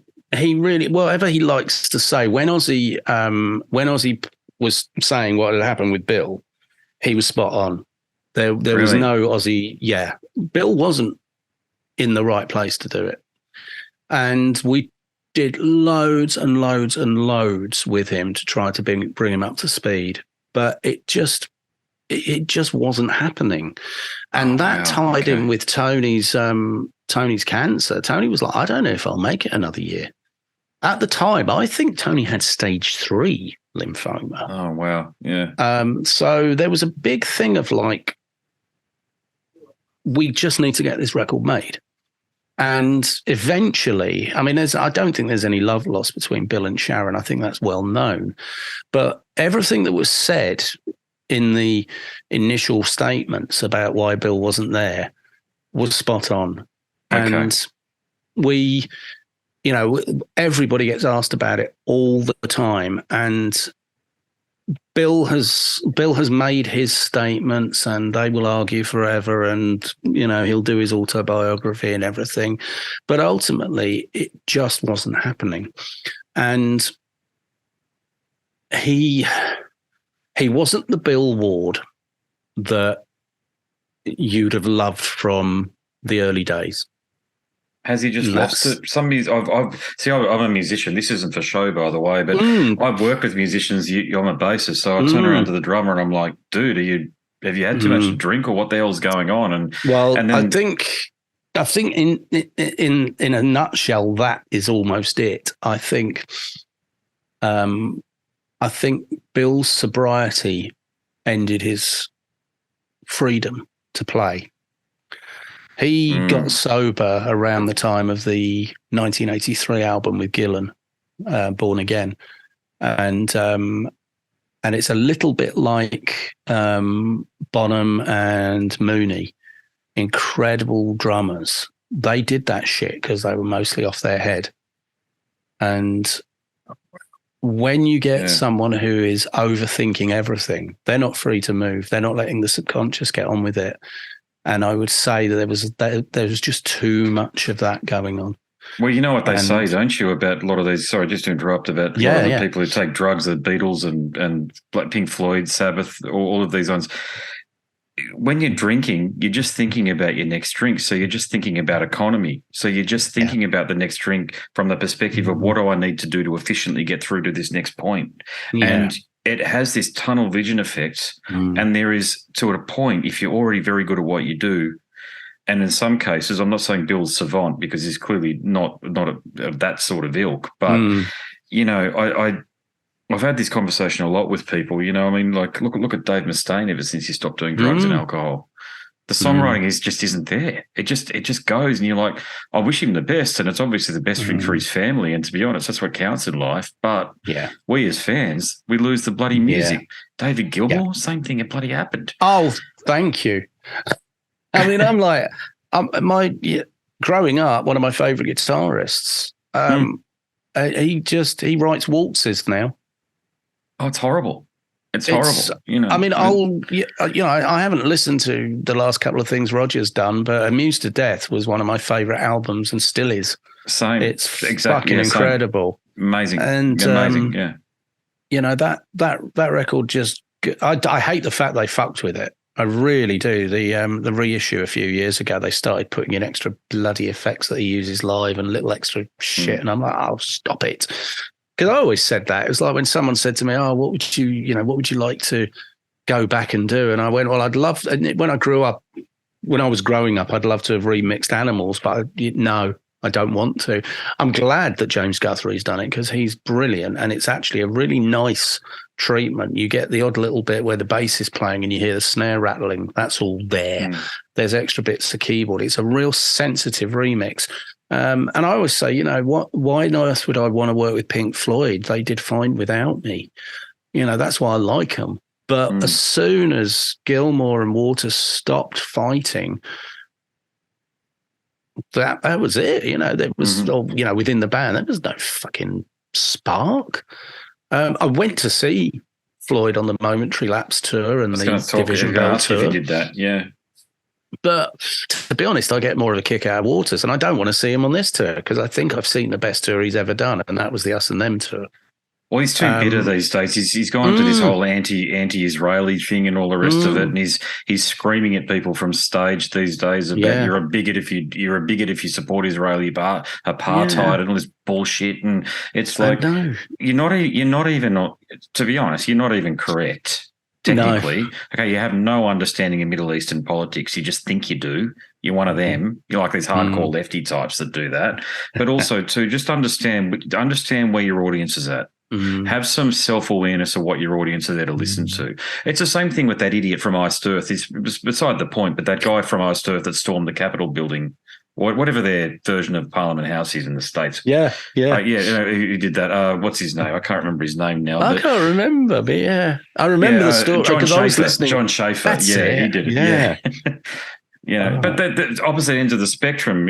But they forget what they're there to do, which is entertain and bring music to the people. They've been given a privilege, haven't they? They've been put there. Some people understand it. Some people very much. I mean, I do nobody can see what I'm doing, but this bollocks on stage when, they're, thanks to the fans, I'm feeling it in my heart. That's got really sickly for me, as have the photos at the end of the gig where the band put their back to the audience and get a selfie. I'm so sick of that shit. But they've been put there by the fans, and a lot of people understand that, and they realise that even though they don't have to do records for the fans, they certainly don't want to shove anything in the fans' face. Because I don't know if you remember back in the early 90s, you probably don't know. There was a firm of jewellers over in the UK called Ratner's. And this guy, Gerald Ratner, was infamous for one day, because they were a high street jewellery seller. One day he did a speech to a CBI conference or something, and they said... he said, people often ask me how I can keep the costs down, prices low on all my jewellery. And he goes, basically because it's a load of shit.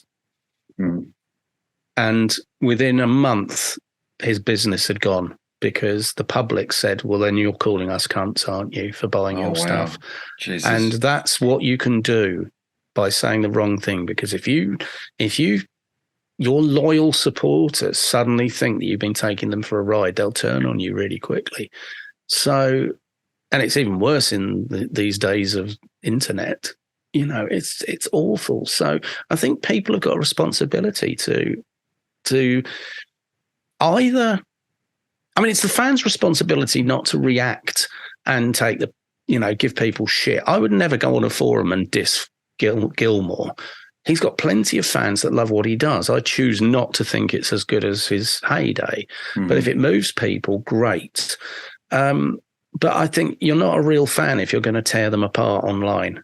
I think that's terrible. And it's got vitriolic. I mean, poor old Andy Sneap's got so much shit for stepping in to help Glenn out on live dates. Is that right? Oh, he's had everything thrown at him. The blabbermouth forums, that bullshit. Everything, the stuff. Yeah, Sneap's useless. Get KK in. It's like, oh, fucking hell. I meant to ask you that when you mentioned him first. Have you read KK's book? And if you have read it, no. Can you? Yeah, I've read his book. Yeah, and look, it's whoever's book you read. Like I read whatever the drummer's name is from Aerosmith, and I finished that. And I was like, "Fuck, he's been Joey hard done Kramer. by." Yeah. I was like, "Fuck, he's been hard done by," and I hated Joe Perry and Tyler there for a bit, as you tend to do. But then I realized, fucking hell, they're just telling you. It's his narrative. They're telling you their story. Okay, so KK's book is very much a narrative, but.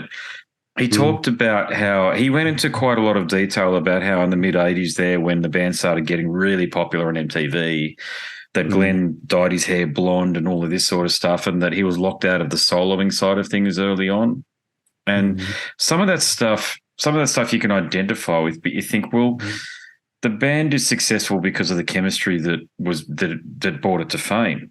Okay, so KK, I never felt, as likely you didn't either, that KK was diminished because he didn't do solos. I always felt he was like the in Australia, it's not Angus that's revered, it's Malcolm. Oh, absolutely. And absolutely correct. I was thinking it must have been the same thing for KK, but he didn't feel that way. No, and I can imagine what it's like within the inner workings where, You've got the strength of personality that Glenn has, and ultimately also you get someone that's willing to take on the role of driving the juggernaut, which Glenn would do. And I'm not saying anything specific because I don't know the ins and outs, and I hope nobody ever takes any offense. But when someone is willing to do the hard work, other people are willing to let them do that. So if say in Glenn's case, he's driving that machine to get these albums made in the best way possible, as far as he is concerned, and he's not maybe he's not letting people in I found it hard to push back on him at times. But ultimately he knows that band. He's been involved in all the success. So in the absence of any kind of real pushback or a united pushback, then he's going to get away with it. And I can imagine after a few years that gets pretty fucking draining, and there are always going to be things where you don't know the full ins and outs of what's gone on, and you always hear one side and you hear the other side. I take a really pragmatic approach. I've never met KK. He was out just before I started working with them.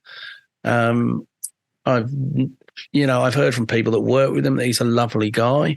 I think he's getting some pretty bad advice not to just let stuff go, because he's not doing the legacy any good at all.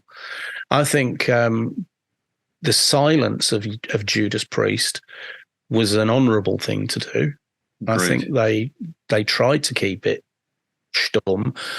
Glenn didn't know. Well, he probably should have known earlier that he wasn't going to be able to tour. He dropped it on Andy right at the last minute, and Andy stepped in, and they were able to do that. And you could just do without the fighting in the background, because nobody really cares. That's why I laugh off the Roger Waters thing. It's like, oh God, it's them again.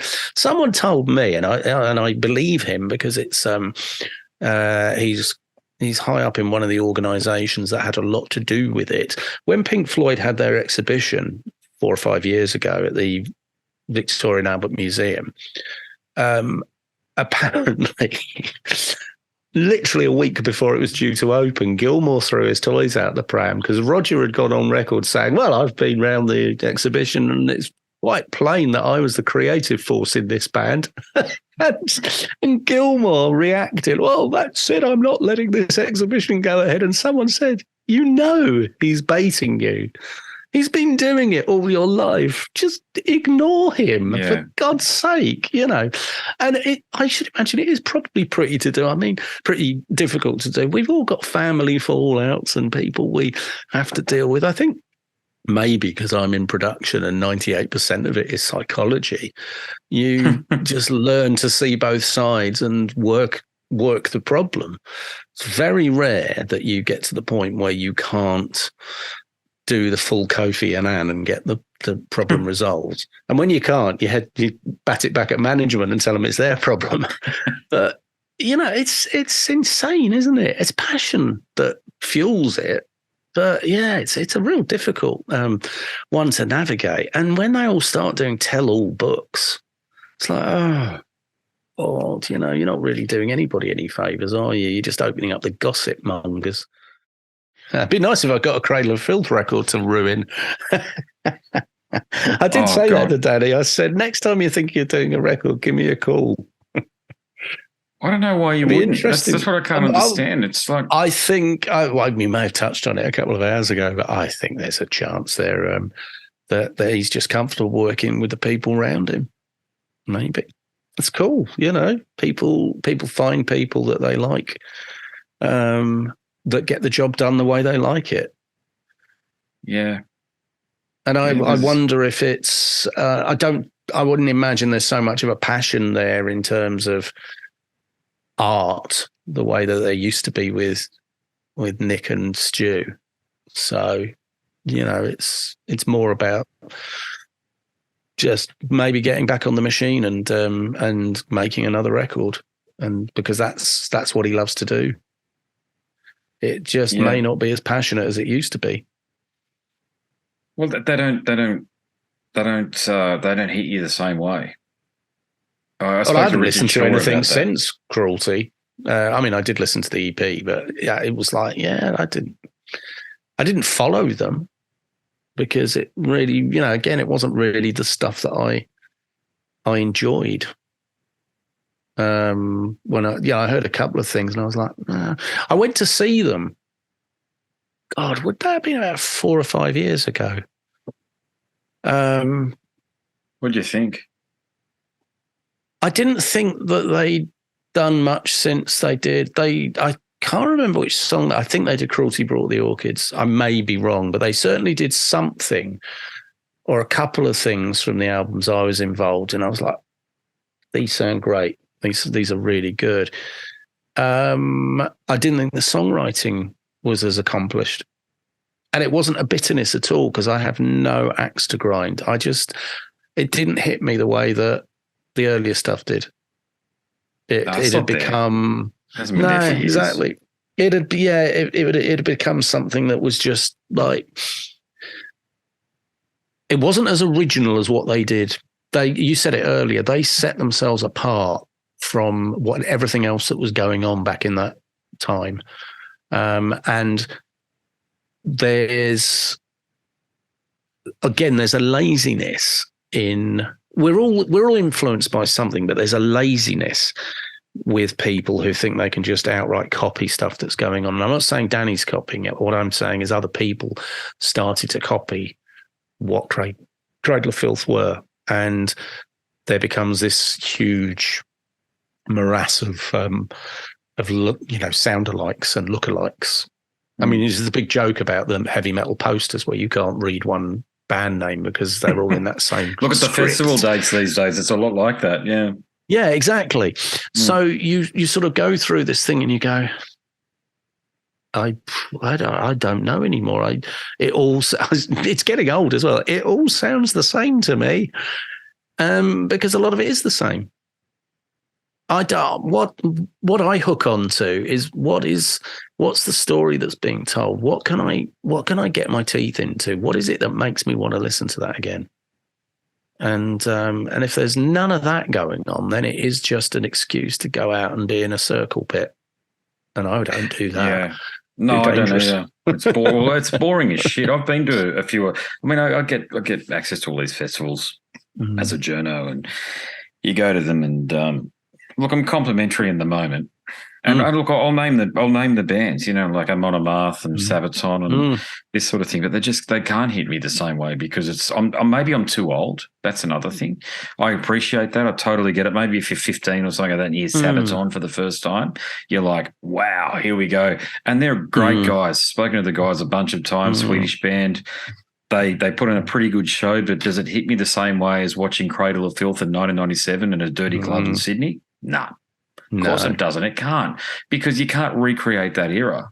No, you can't you can't recreate that burgeoning sense of what's going to happen next, because we know what happens next. With the internet these days, we know what happens next. And I spoke to the guys that In Flames at all, the band In Flames. I know of them. Yeah. Yeah. I mean, they helped write that metalcore book. Right. Them and At the Gates, the other Swedish band. The Swedish band did a tremendous job, such a great job, And but there was a period of time there where the book was written effectively. And Carcass, the British band, Bill Steer. Nick, I think, wanted to join Carcass there for a bit, but what's the bass player vocalist name? He's not a very nice guy, I've got to say. I've spoken to him before, and he was one of my least favourite interview subjects, I've got to say. Fuck.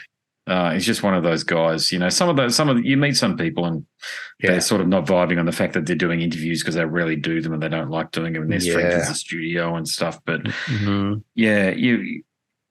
point is that we as older fans, and you as a bloke who's been integral in bringing these sounds to us as the fans, we tend to sort of pick our era from myself, from my perspective as a fan, we pick our era, and that's where we identify with, and it's very hard to get outside of that. Okay, it's very hard to get outside of that. But then I also think, quite sincerely, that the work that you were a part of is some of the best work we'll ever hear from the genre, extreme metal. I agree. I think it had something about it that people still cared. I'm very, very protective of the craft of making records and making albums, not least being a massive, massive thing that is, it's not like making a 3-minute single. It's not like doing a single like song, even if it's a 5-minute song, whatever. Making an album is a real investment of your heart and soul. And we did great work on those records. And I still take that sensibility. I mean, I'm control surface, speakers, monitors over to one side. I hate looking at a computer screen. It's what's coming through the speakers is really important. I'm lucky because I still worked on tape up until, God, I would imagine 2 or 3 years beyond From the Cradle. That was all tape. And it makes you work in a certain way, and you listen and you become invested in the project. And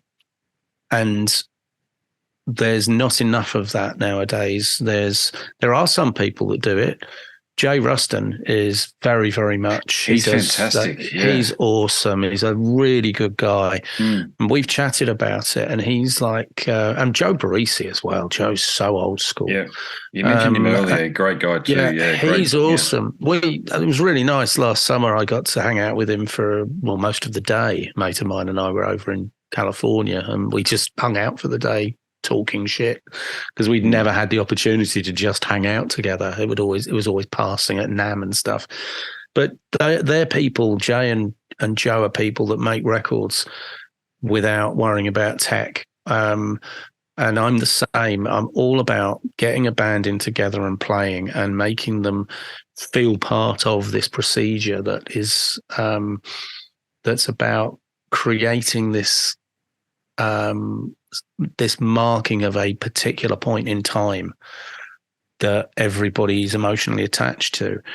The idea of cross-Atlantic sending of files and, not being in a room together, doing records piecemeal is horrible. It's an awful, awful thing. And that's not making records. That is documenting a bunch of musicians playing separately and correcting it all and making it sound as loud as possible and making it sound as in time as possible. Very few people can get away with it and do a good job. And there's a whole generation of people who have never actually touched an analog EQ. They've never properly moved microphones around. They've never actually had to work on material that has been recorded by real human beings together. And the emotion that comes across when a band is working in a room together, like you mentioned about the Filth guys having rehearsal photos and stuff. I doubt there's any photos of the recordings at DEP because I don't think anybody bothered taking cameras in. We'd have all had to take in our little 35mm cameras and get them developed. Yeah. And that's boring. It was pre-camera phone. So there's a lot of there's a lot of rehearsal that goes into making great art. I've got a fantastic photo of Ronnie Geezer, Tony and Vinny on the stage in this place called Mates in Burbank, where we went and played the album for a week before we went in to record The Devil You Know back in England, because they wanted to make sure that what we'd written could be played, and they routined the songs for a week so that we were ready to go in and record that album. And it's a huge, huge difference in investment of your time and your emotion when you make records properly. And I think that's why Dusk stands out so much, because it was obviously massively important to the band at the time. it was the album that got them launched into the stratosphere. And, no small part of it is down to Kit Walden for putting up with it and doing a fucking fantastic job and teaching me loads and dragging me along to make a contribution to it. And we kind of took that into Cruelty, but just as normal, usual shit happens, it got screwed up by everything else around it. And sometimes you can't avoid what the inevitable is, which is the band were going to break up into or fragment. And unfortunately, that's when the strongest person left takes over the reins. And there never will be another one of those like that because the players aren't there anymore, which is a shame. And sometimes I'd love to know. Sorry, you go. No, I was going to say that sometimes you wonder if that it was meant to be. That was their few years together where it was going to be the golden years, and then it was never going to be reclaimed. You know, some bands stay together far too long. I mean, I never listened to Aerosmith past probably Rocks. Get a Grip. Get a grip. Well, I mean, Okay, I liked Pump.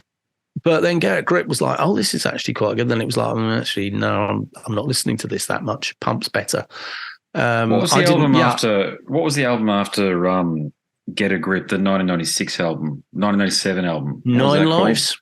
9 Lives. That was all right. That was the last one I got too. I'm with you. Right. And then after that, I was like, when that bloody Armageddon song came out, I was like, I'm out of here.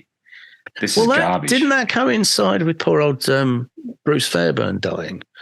Didn't he? It may have, yeah. But then maybe the last album he may have done was Pump. I can't remember, but he did a great job on the Van Halen album, Balance. That was a fucking good sounding album. Really. But they broke apart on that bloody thing there because Sammy and Van Halen. I mean, I'm a Sammy fan. I've got to say, I like Sammy. I think he's a tremendous guy. Me too. Yeah. Absolutely. Van Halen struggled with alcoholism through that entire period and probably was intolerable to be around through most of it. Oh, well, I tell you, the book. Have you read the book by the then manager, Noel something? No, I should. Yeah. Wow. Oh, let me find it because I had it. I listened to audio books. I think it was Noel. I think it was called Running with the Devil. Let's have a look. It's in my library somewhere. Yeah, Noel Monk. He was the guy that managed Van Halen all the way through from the early days up until Monk. I think it was the end of 1984, and he got unceremoniously fired by Alex. He did a lot of the firing, didn't he? That poor bastard. He was the one who had to bloody. But when you say he got fired by him, I reckon he was just the guy who had to deliver the news. It wasn't that he was. Maybe. I think. Listen to the book. I won't say anymore. Okay. I mean, again, it's someone's own perspective, but this is them getting their first deal. I think it was something to do with the label. He was a production manager or something, and the label put him in to get involved. I listened to that, and I also listened to Ted Templeman's books. And independently, they're very interesting. And yeah, I think Sammy got a raw deal. I think Roth got a raw deal, but he was a prat as well. So yeah, he just comes across as a wanker, doesn't he, for the most part? Whereas Sammy comes across as a guy who's actually trying to make things work. And the thing I like about Sammy, he had his own career beforehand. Yeah. So he didn't need to join Van Halen. He was already pretty successful, but by going in, and I love that, OU812. Oh, that and 5150 was stunning. Yeah, they're my two favorite albums. Yeah, of them, from them anyway. Yeah. Yeah, it's but we, obviously we can't gloss over Van Halen 3, can we? Or maybe we should. Oh, it's all right. 1984 and Van Halen 3, they're good albums, but you've got to like that brown sound unto itself. Yeah. That guitar tone that Van Halen. But 3 was the one with fucking Sharon, wasn't it? Oh, Van Halen 3, sorry. Yeah. That one, No, I thought you'd miss. Yeah. That was, sorry. I mean, I played that once and I don't think I've ever played it again. It just didn't work. I did buy it. I bought it when it came out. Yeah, me too. And I was a huge Extreme fan. So I bought it and I listened to it. And then that song, must be some kind of love where we can get it right. That sort of thing. And I thought, wow, they're going for a full-on 90s MTV thing going here. And I can get behind it. At the time I liked it. It just hasn't aged well. No. That's what it is, exactly. It's a grungy sound. It's got a grunge sort of a Soundgarden-y thing going on at the time, I thought. It's a real follow-on to Balance, isn't it? Because that kind of it was that's where they were going with Balance, really strip the sound down. And and that was Sammy said not to do that. That was a big issue because Van Halen wanted to go in that direction and we got to compete with Nirvana, man. It's like you don't, because your fan base is completely different. Yeah. But I think, you and I were around back then. The kids these days don't understand how much pressure. I spoke to George Lynch about this. George Lynch got so much pressure from his record label. He had to release an album under the Lynch Mob moniker, which for all intents and purposes aped Limp Bizkit. This is George Lynch, right? Well, from Dokken. Tony had to release an album called Seventh Star, Black Sabbath featuring Tony Iommi. It was meant to be a solo album, and it was the one that Glenn Hughes sang on. And the record label insisted on it being a Black Sabbath I spoke to album. Bob Daisley about this. Bob Daisley's Australian. I spoke to Bob about this, and it was. Look, I think Tony was detached by then. Would you agree, or did you? He sort of got to the point where he's just like, whatever, Yeah, probably fighting to save the band again. I don't know what to do. When you think about the timings, it's like I don't even know who else was on the album. Probably Rondinelli, maybe. I can't remember. Probably, I'd say. There was, he'd lost his mates. There was no other Sabbath people there at all. Yeah, it's a tough one, isn't it? And those are dark periods, and you think, God, should they have gone into semi-retirement for a bit? But they don't, because that's all they know. Yeah, and then it becomes a piece of history that people have very, very strong opinions about. Well, I suppose if Def Leppard they wouldn't release Slang from 1996. There's all these albums that come out in the wrong era. They're the right band, wrong era sort of thing, And that Love and Hate Collide song is awesome. Yeah, that's off the other one. That's off the one before that, whatever that was called. Yeah, that was a best of, wasn't it, or something with a single? Yeah, it had like a chick on a mirror that looked like a skull on the front of it. Yeah, I can't remember the name of it. I thought that was a great track, actually. Though. Yeah, it was. Yeah, great song. It's just one of those things, and it comes around again. We're now 2 generations since the 80s. It's like, fuck.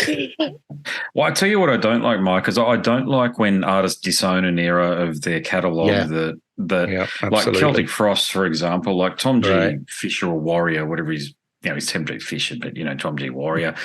Totally disowned Cold Lake from 1988. It's one of my favourite albums from them. It's actually my gateway into the band. Yeah.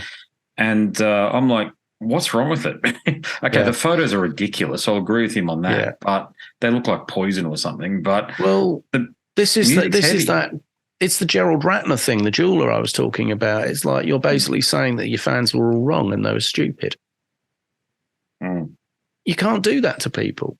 You've got to own your past and stand by what you've done. And if you've done something horrible, be apologetic and actually definitely remorseful. But you've got to own it. You've got to say, I'm not trying to say that was shit and I was in a bad place. We did that shit. Sorry. There's a lot of people that laugh about it. I'm sure Ozzy just laughs about that video with him. Was it Crazy Train with the fucking big shoulder pads? Really? Well, he's even worse. He's tried to. He hasn't remastered The Ultimate Sin. He's totally ignored that album. I know. And Bob Daisley wrote that bloody thing. And it's like, mate, you can't just say that to fans like me. And that's my favorite album from him, by the way. You can't just say we're wrong for our preference, our taste. You put it out there. Stand by it. Jake E. Lee still played on it. You had great musicians on it. Phil Soussan ended up playing bass on it. Bob wrote it, but Phil Soussan, who's in last in line, with the Dio thing. I saw them a couple of years ago. They're great.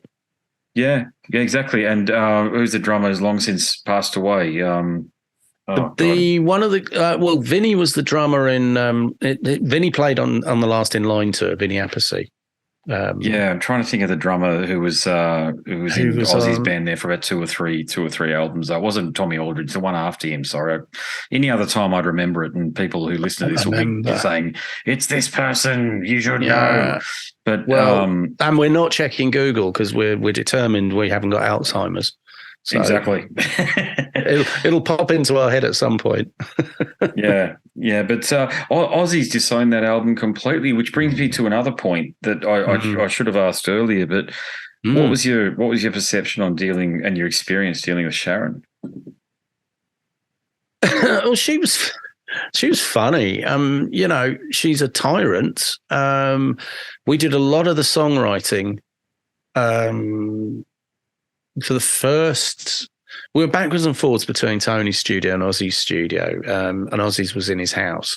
So we had, we were in the basement at Ozzy's a lot, and Sharon was great. I mean, she knew that the band were doing a good job of doing their thing. They were getting back together. They were negotiating the whole songwriting situation. Get four people in the room again together who have maybe not worked together in this situation properly with a real end in sight, because they talked about getting back together after the first reunion at the end of the 90s. They'd had a couple of abortive sessions of trying to write new songs. It just wasn't right for them. But this time it was like Oz was fully committed. Tony Geese and Bill Wall fully committed. So let's see how this goes. And she really left us alone to do it. She popped her head in from time to time. And she's funny. I didn't have any run-ins because she knew, I guess, that they were doing the right thing. They were getting on with what they do as a band. They didn't need managing. So I remember because she was doing the America's Got Talent stuff at the time, and I remember having some hilarious conversations about some of the contestants, like the guy that would self-flagellate, and whack his balls and all this. And, she's got a wicked sense of humour. But over a 2-year period, really, I didn't see that much of her. So all I know is that she's a very, very strong businesswoman and gets stuff done. And that's why I think she was sort of the point person on the project, her and her organisation, because it's a big organisation and they do get stuff done. And I think in the run-up to it, they were doing an incredible job of doing a teaser campaign with little snippets from the studio and, not releasing any music, but it was like, this is coming. By the time 13 got released, it was really anticipated. And I think at the time to hit number one in 33 countries was massive for a band. It's that's not an insignificant thing for what's effectively a legacy act, isn't it? Well, I think it was an important last word to have from the band for the fans' perspective. I think the Bill Ward thing aside, which you've answered, I think it's that smarts with people. It was more that look. I got to be honest. At the time, it's the reason why I didn't watch the show in Brisbane. Here, they had Tommy Clefitas. Tommy Clefitas, he's Ozzy's drummer. And I thought, no, look, I'll sort of keep my memories because Sabbath. The truth is, Sabbath aren't my era. They're beforehand. Yeah, Ozzy is. I saw Ozzy when he came to Australia in 1998. That was the first time he toured here. He tried to come in many times beforehand, but it was always aborted for some reason. But I thought probably immigration. Well, I think he's had a very colourful relationship with drugs and alcohol. Let's just say that, and that's clearly obvious. Yeah. God knows how he's alive at the moment, the poor bastard. But we saw him last summer. I mean, he did the Commonwealth Games closing. Yeah, I saw that. That was good. He went. It was good fun. That he was unsteady when he got there, but the adrenaline kicked in, and he was brilliant. He was funny, and I think that gave him a real boost. So you had something to do with the production and the mixing side of it there. Yeah, because we needed to we did the opening. Tony did the opening, and then they did the closing.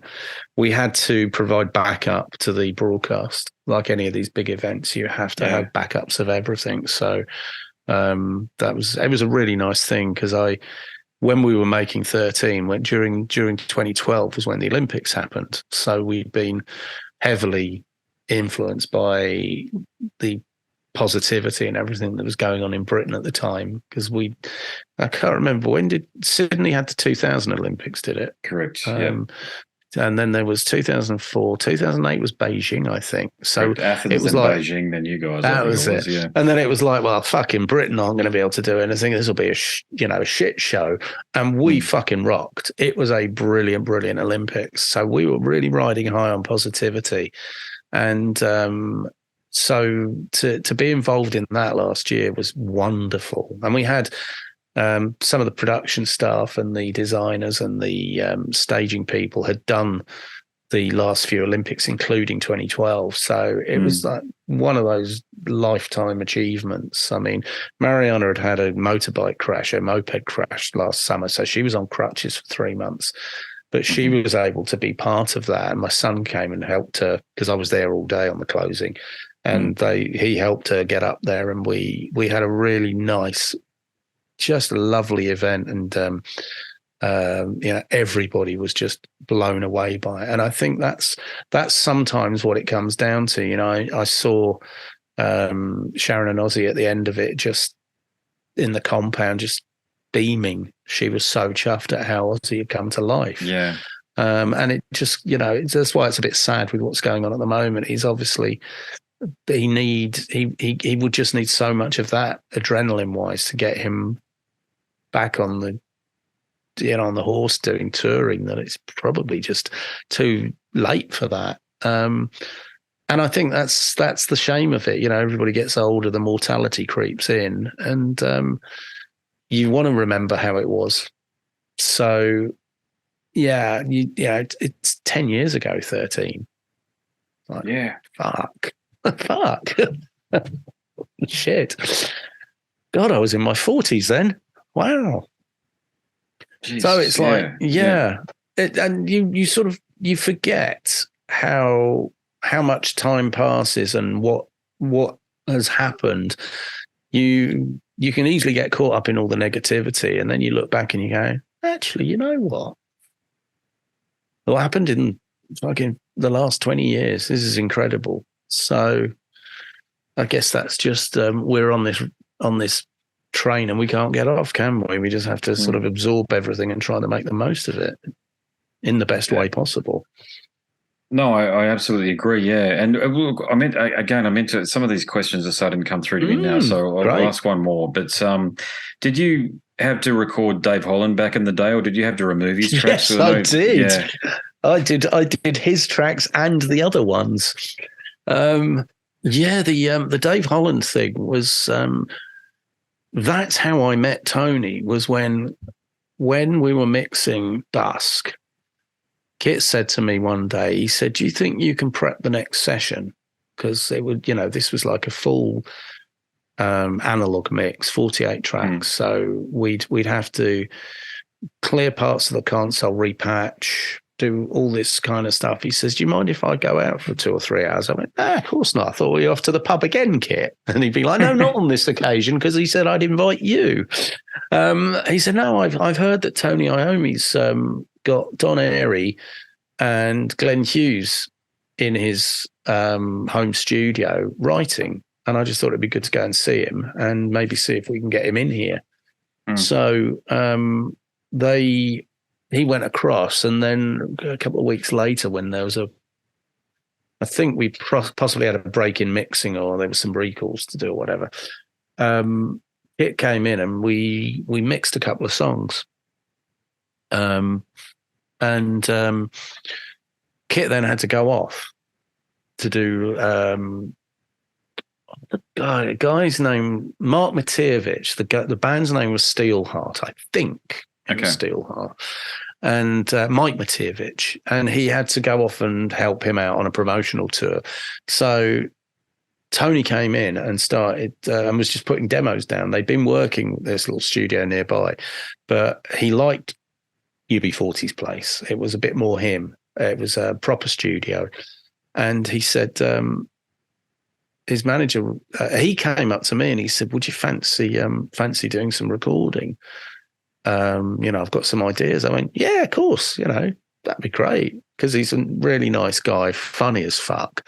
He seemed pretty relaxed. And my first proper day with him was after these mixes was Dave Holland, Glenn Hughes, and Don Airey turned up. And Don Airey was like second or third hero of mine. I was like, John Lord, number one. Rick Wakeman, number two, and Don Airey, number three, because Don Airey did the beginning of Mr. Crowley and Eyes of the World by Rainbow. So I was like, I am going to bug the fuck out of you asking you how you did this. And he was lovely, Don. And Holland came in and he hadn't played drums in ages, and Glenn was fucking ripping the shit out of him about the fact that he used to wear slippers on stage. So he's there in the Judas Priest leathers and whatever, but he's wearing carpet slippers, all this stuff. And to be honest, nobody had any kind of inkling that anything untoward was going on. We just, years later, I had a call off Tony's manager saying that he'd been sent down for these alleged crimes, and Tony. And what had also happened was those songs that we'd recorded, which were only meant to be demos, had been leaked, and they'd come out as a bootleg. Yeah, I remember that. Yeah, Tony wanted to right those wrongs. He said they weren't fit for release. He said there's some bloody good songs in there. He said I don't really want the association with someone that's been convicted. So here's an opportunity for us to, because he and Glenn were talking about working together again. So they said, well, why don't we just get back in and do what originally we wanted to do? Because the songs, there was only one riff that had ever been used from that, and it was the track that Tony did with Billy Corgan on his solo album. Yeah. And there's this riff in the middle of it that goes and it starts this, heavy riff thing, and Billy Corgan had liked that, so they put that in. So Tony said, I've got to come up with a new riff for that. So he came up with a new riff for that, and it was fucking brilliant. There's a track called Don't You Tell Me. And apart from beefing up some of the guitars and resurrecting the track which was known as Evil Sooty, because at the time I've got a great photo of the other drummer, Jimmy Copley, who sadly he died a few years ago. I've got a photo of Tony, me, and Jimmy, with Tony holding Sooty, the little bear, above my shoulder. Because what had happened was Tony was trying to do a solo album, and he didn't want it to be Sabbathy. He wanted it to be a little bit more just him.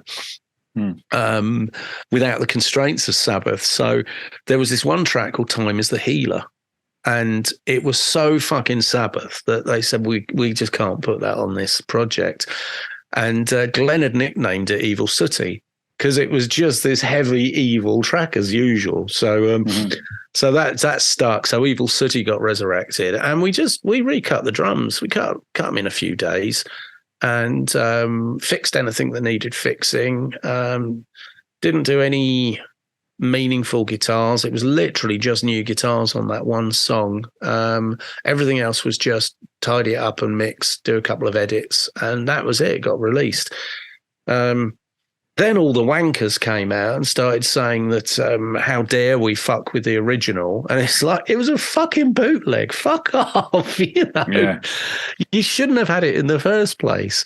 This is why I'm looking forward to this Forbidden being released, because nobody liked Forbidden, but I'm pretty sure I'm going to get loads of hate mail about the fact that I fucked with what should have been like the original album. All I did on this Forbidden album was Tony and I went through and chose and recomped guitar solos that felt more like they were him, because he was like, I never really got invested. It's interesting what you said about Bob Daisley.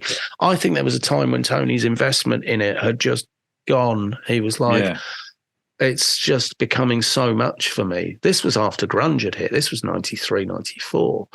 So, you know, it's like we've gone in together and we've approached it like we've just been in the previous day working on some stuff, and now we're going to comp the stuff together. So we've done the album that Tony wants it to be.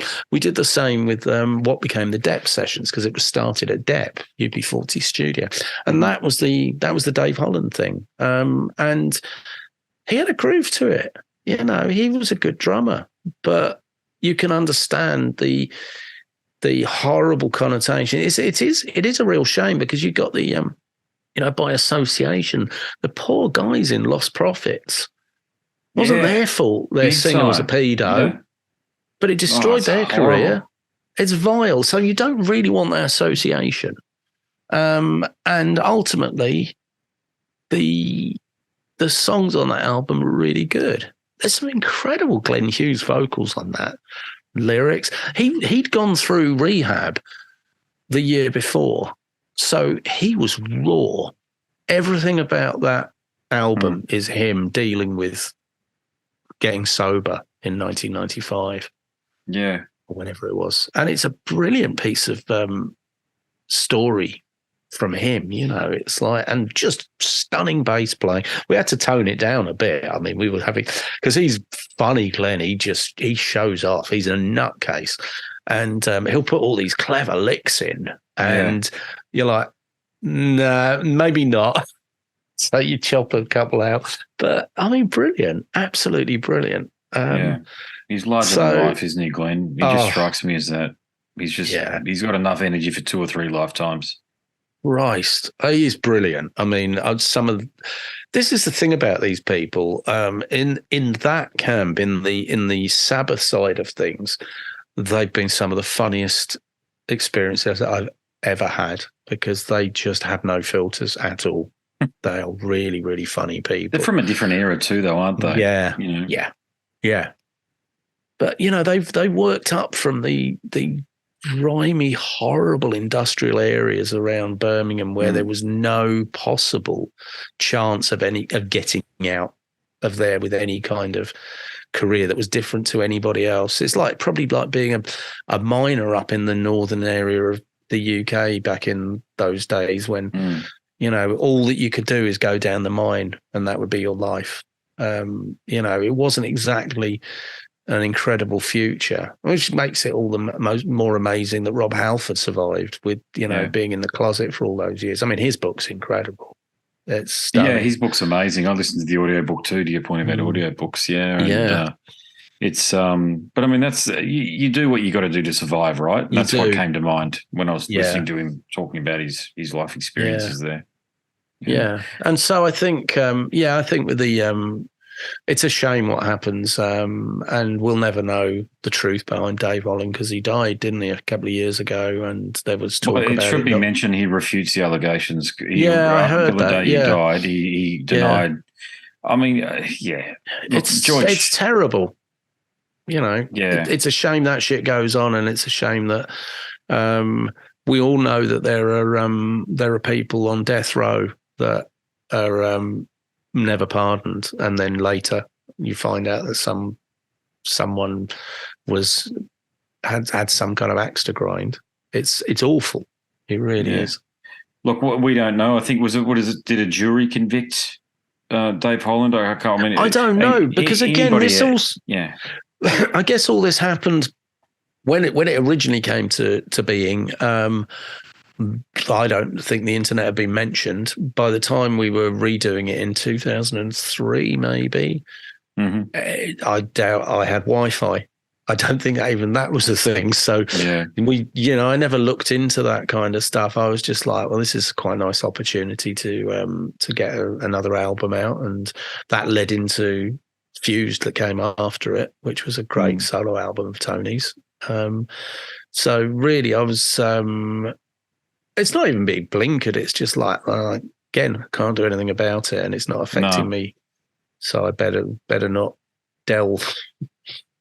And I'm not trying to be politically correct or anything. I'm just like, I don't know. No, we don't know. Yeah, no, it's the same thing with the Pete Townsend thing that happened around about the same era. Yeah. But I mean, look, just speaking plainly, I mean, he's got a lot more money than what Dave Holland ever had. I mean, maybe, I mean, his situation seemed to be pretty cut and dry to me. In terms of what the police found, and yet nothing happened. Yet with Dave Holland, he was convicted. And Gary Glitter.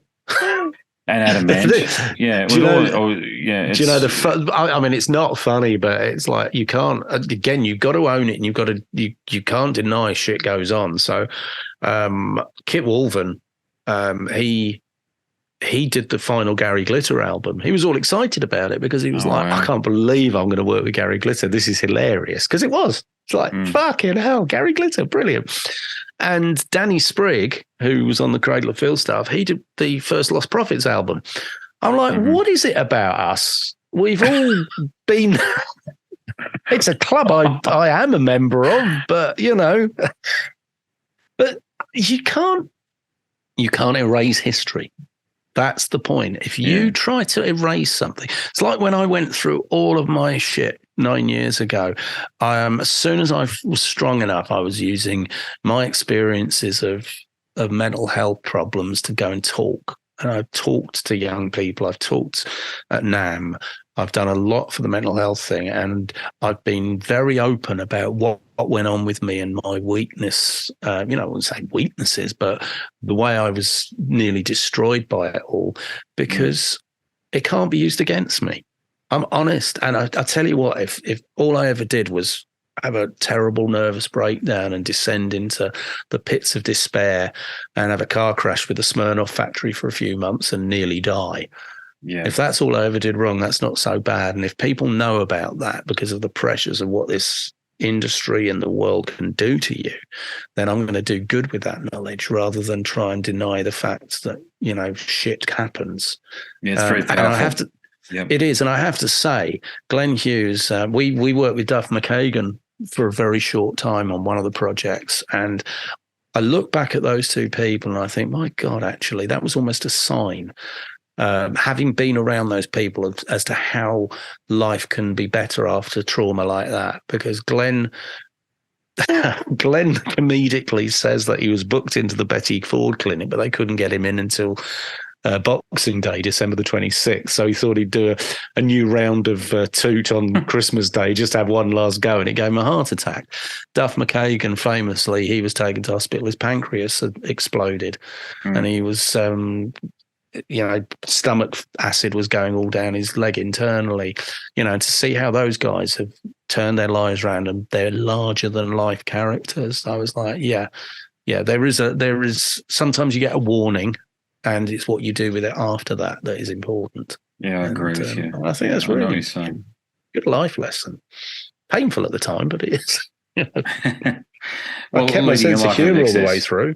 Yeah, exactly. Well, you've had a wonderful career, mate. I mean, it's a career. It's an exemplary. Well, I hope it's not over. Well, it's a career that, in some ways, is. Look, I get the producers and engineers and mastering engineers. You are behind the scenes a little bit, but if it's not for you, the music doesn't happen. Okay, so the musicians are one part of it, but that's why I interviewed Chris Bell and Nigel Wingrove for the visual and the photographic aspect of what Cradle of Filth are all about, because they set the tone for the visual element of the band. You set the tone, and it's really important to make this point. You set the tone for what the band sounded like when they broke large. That's your handiwork that did that. And without that, would the band have broken large? It's debatable. Absolutely, and I keep saying it's not me being humble, but Kit Walvin was massive in that album as well. That was the reason the album got made, and to the level it did. I did have a huge part in it, but if you're gonna say a team effort, that was a bloody good team effort, because he put trust in me, and I hopefully ran with that. And Sprigg, Danny was great. He was good on it. He took a lot of what that album was about, and we took that into the following album. And so I'm proud of Dusk. I love it. I think it's a great album. It really is. I love it with all the tempo change as well. People are like, oh, it wanders about a bit, doesn't it? Shouldn't they have used a click? No. It's what it's meant to do. People don't say that. They do say that. They don't have a clue. Yeah. Look, so the greatest albums ever, they have a cadence. Yeah. Don't they? They have a cadence. We didn't know about click tracks until the fucking mid-80s. No, 90s. They become the noose around drummers' necks nowadays. They're horrible things. They're not necessary unless you're doing technical death metal.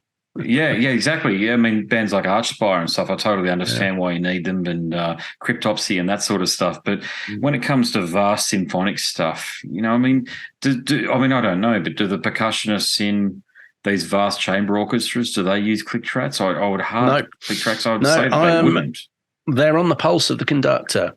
Yeah. And I tell you what, because I do stuff for one of the conservatoires, Birmingham Conservatoire up near here, and I've heard conductors in training with an orchestra under their baton, and I've heard what a difference a conductor makes to an orchestra's performance.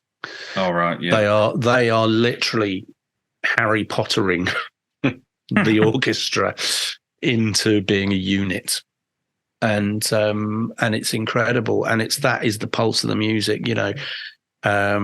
I learned classically. I remember seeing you get notes at the beginning of a sheet of music saying, approximately 96 crotchets to the minute or whatever, and it needs to be with a sort of a lilting feel.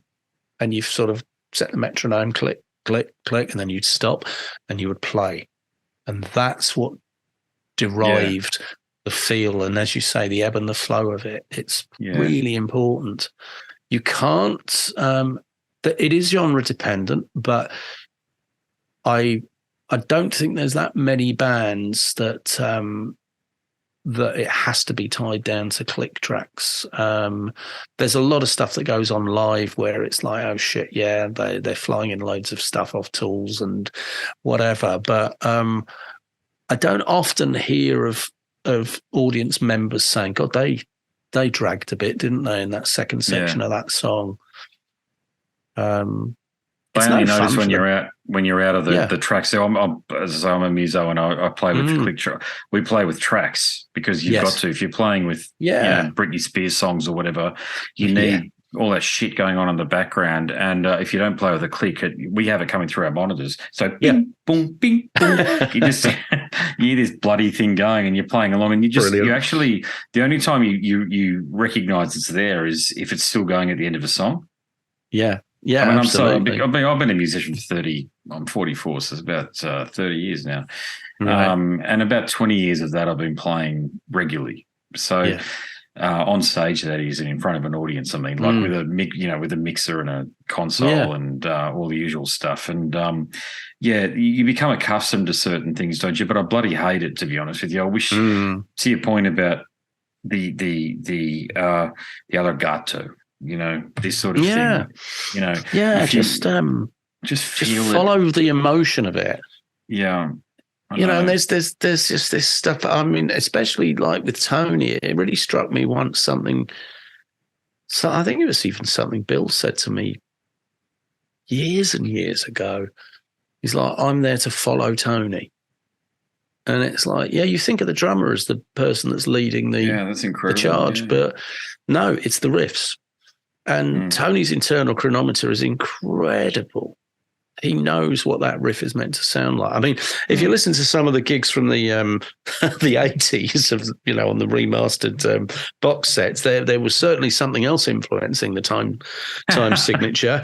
I said to him, "Fuck me, mate! I was listening to I think it was Volume 4 or something. They did a re-release a couple of years ago, and I was doing vinyl approvals. And I remember. Did you do that? I remember listening to that. I just listened to them. I'm Right. just approving the actual vinyl so that there's quality control after the pressing, just to make sure there's nothing untoward. And I was fucking listening, and I phoned him. I said, Christ.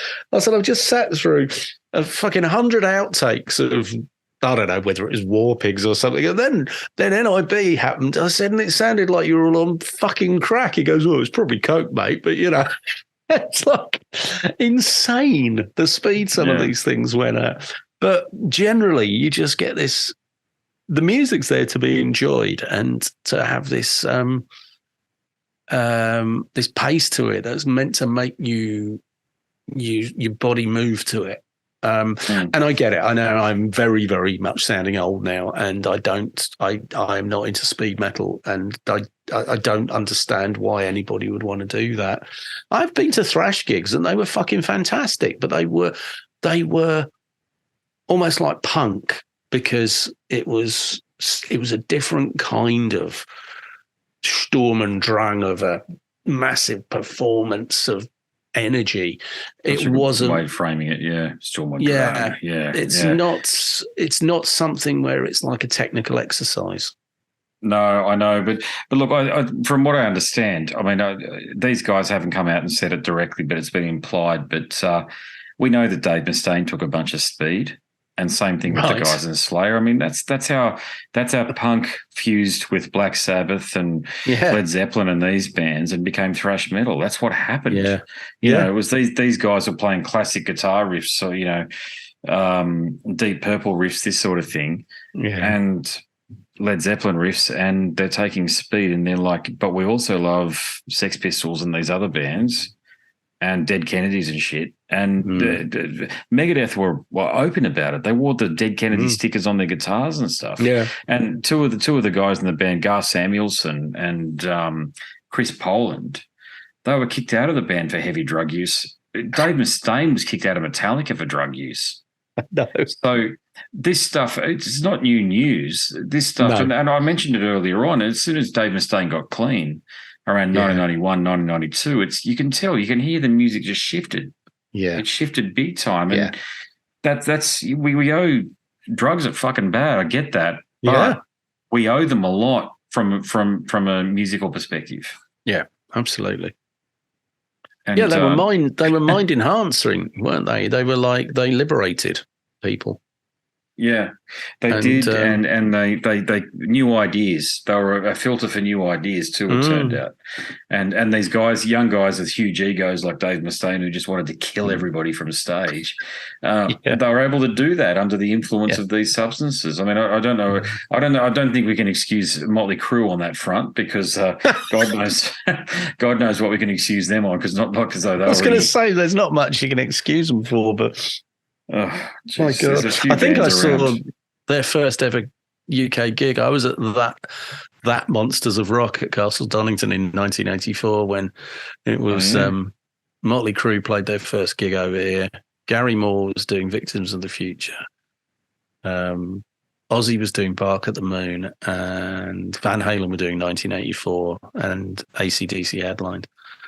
And that's why I didn't go back for 25 years. It was like, done. But it's great. I love the fact that I've grown up through that era of music. It's brilliant. It's just where things weren't so faceless. People have personality. That's why someone band like Ginger stick out because they've got Tatiana at the front. We walked out of one of their gigs because it was like being at a fucking rave.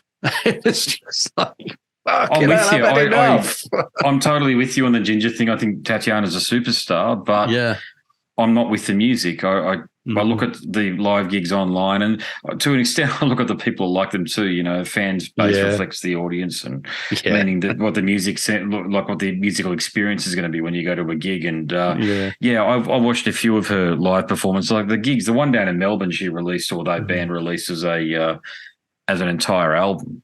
I've listened to that, and I don't think I get it, to be honest with you, but that's okay. You don't get everything. No. We're just getting old. You'll be catching me up soon.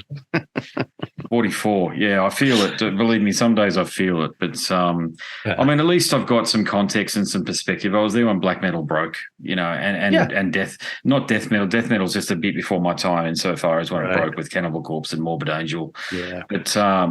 But your involvement in the Cradle of Filth side of things, it's very important, mate. And I hope I've given you that impression sufficiently. Yeah. Without you, the music doesn't evolve the way it does. And I've listened to a bunch of your interviews, and you get asked about Judas Priest and Black Sabbath, and I understand that. But the Cradle of Filth thing has often been glossed over. Yeah. Whereas I actually think in a lot of ways that's the most important thing you've been a part of because of the impact it's had.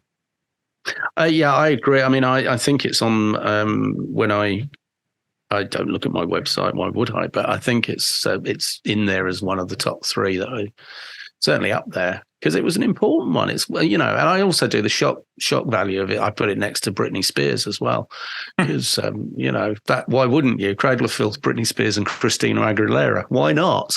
Yeah, why I'm not? diverse. Same era. Yeah, exactly. So it's it was important, and it had a massive impact on me because it opened my eyes to that genre and to the fact that they weren't scary people. That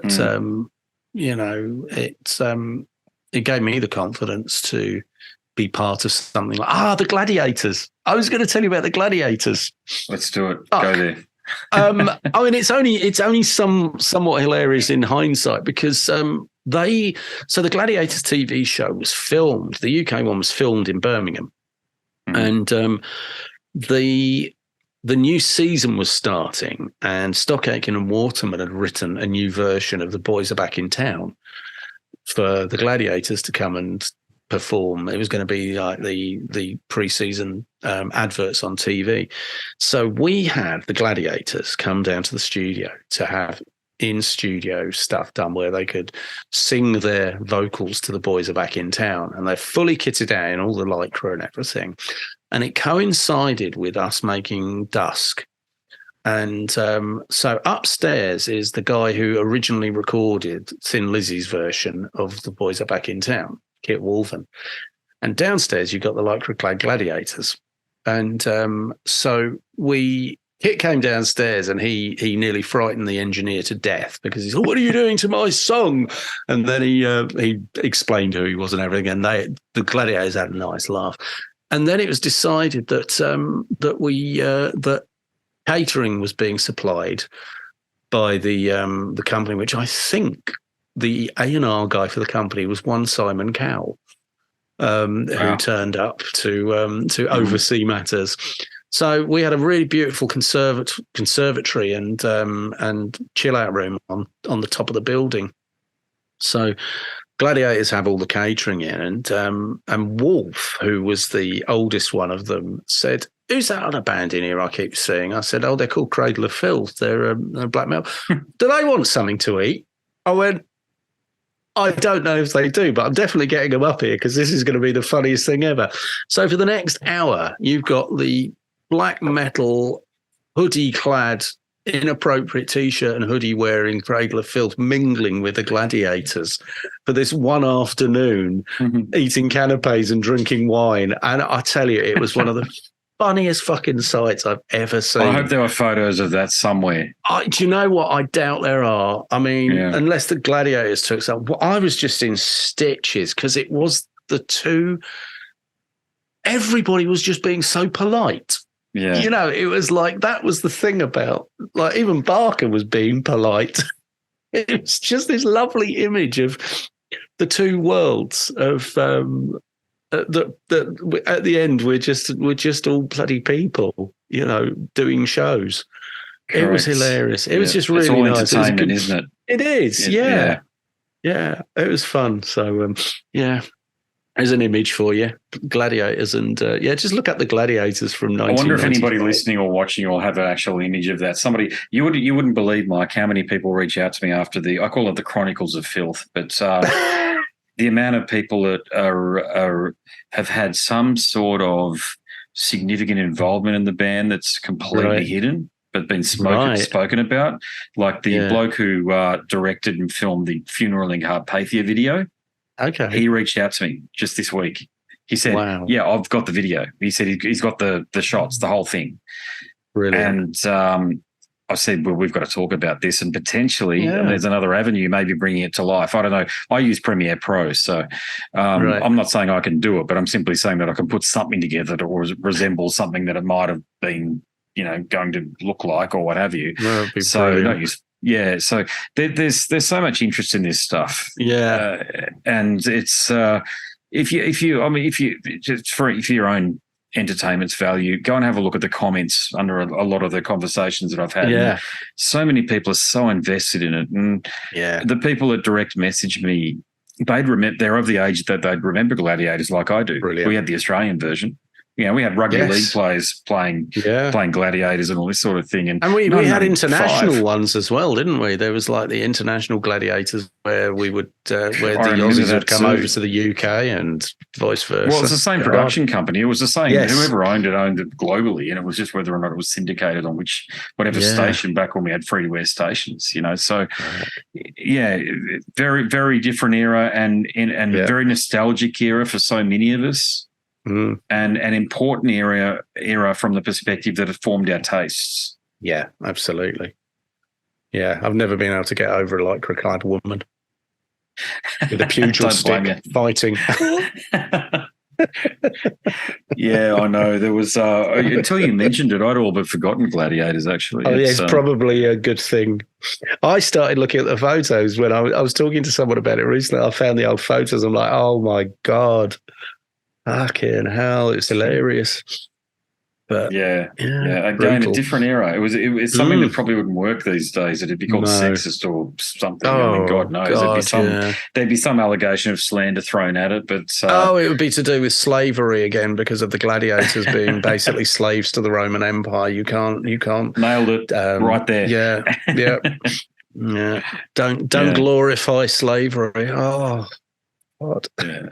It's all garbage, mate. But mate, your contribution to music will live on. May you continue to keep on doing what you're doing. I look forward to listening to many more of your mixes and your production work, mate. It's been so great. I mean, this conversation really, it's been a conversation for the ages. The detail that you've given me on so many unanswered questions are now answered. Right. And your involvement. You're one of those people again who's come up so often in conversation with people and through Messenger and get Mike on, it's like, I will eventually, I'll do it, don't worry. And I got around to it eventually. And thanks for responding, Pleasure. Thanks for getting back to me and doing this. I've reached out to Jan. I'll see if he gets back to me as well. Don't mention the paper airplanes. Yeah, just don't mention the war, to the Germans, eh? That was kind of it. But people will, I can tell you, Mike, people are going to really appreciate this one here. So thanks very much for participating. Absolute pleasure. It's been nice hanging out. Well, there he is, ladies and gentlemen, the great Mike Exeter. Thanks so much for tuning in. I hope you enjoyed that one. I should add, just to keep speculation at bay, that it was Adam Ant's father that was done for child abuse and not the man otherwise known as Stuart Goddard. So there you go. If you enjoyed that chat, go across to scarsandguitars.com. There's a link on the webpage called Cradle of Filth Conversations, and you can access so many of the chats with Cradle of Filth alumni and important people such as Mike in that link there. There are too many for me to mention here, and I'm having a chat to Paul Ryan as I'm doing this narration tomorrow. Really looking forward to that one there, and I'm sure many of you out there who've hit me up will be keen to listen to it.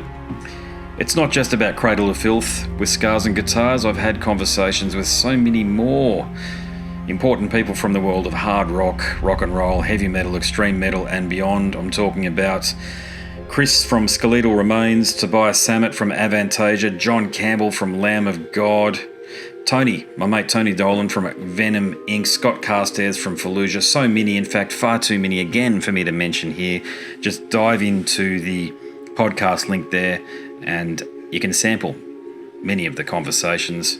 Maybe if you like listening to the podcast, that means that you might want to read the book as well, because I've written one Scars and Guitars Volume 1, Conversations from the World of Heavy Metal and Beyond. On the front page of the website there is a banner. Click that link and you'll be taken to a marketplace of your choice. You can download a sample if you complete the purchase. I want to know because I want to thank you personally. There's some more information to come about the book, but before we get to that, I need to bid you a fond farewell. My name is Andrew Mackay-Smith and I'm the host of the Scars and Guitars podcast. Until next time, it is a very goodbye for now. This is Eric Rattan of Cannibal Corpse. You are listening to the Scars and Guitars podcast with Andrew Mackay-Smith. I've been the host of the Scars and Guitars podcast since 2017.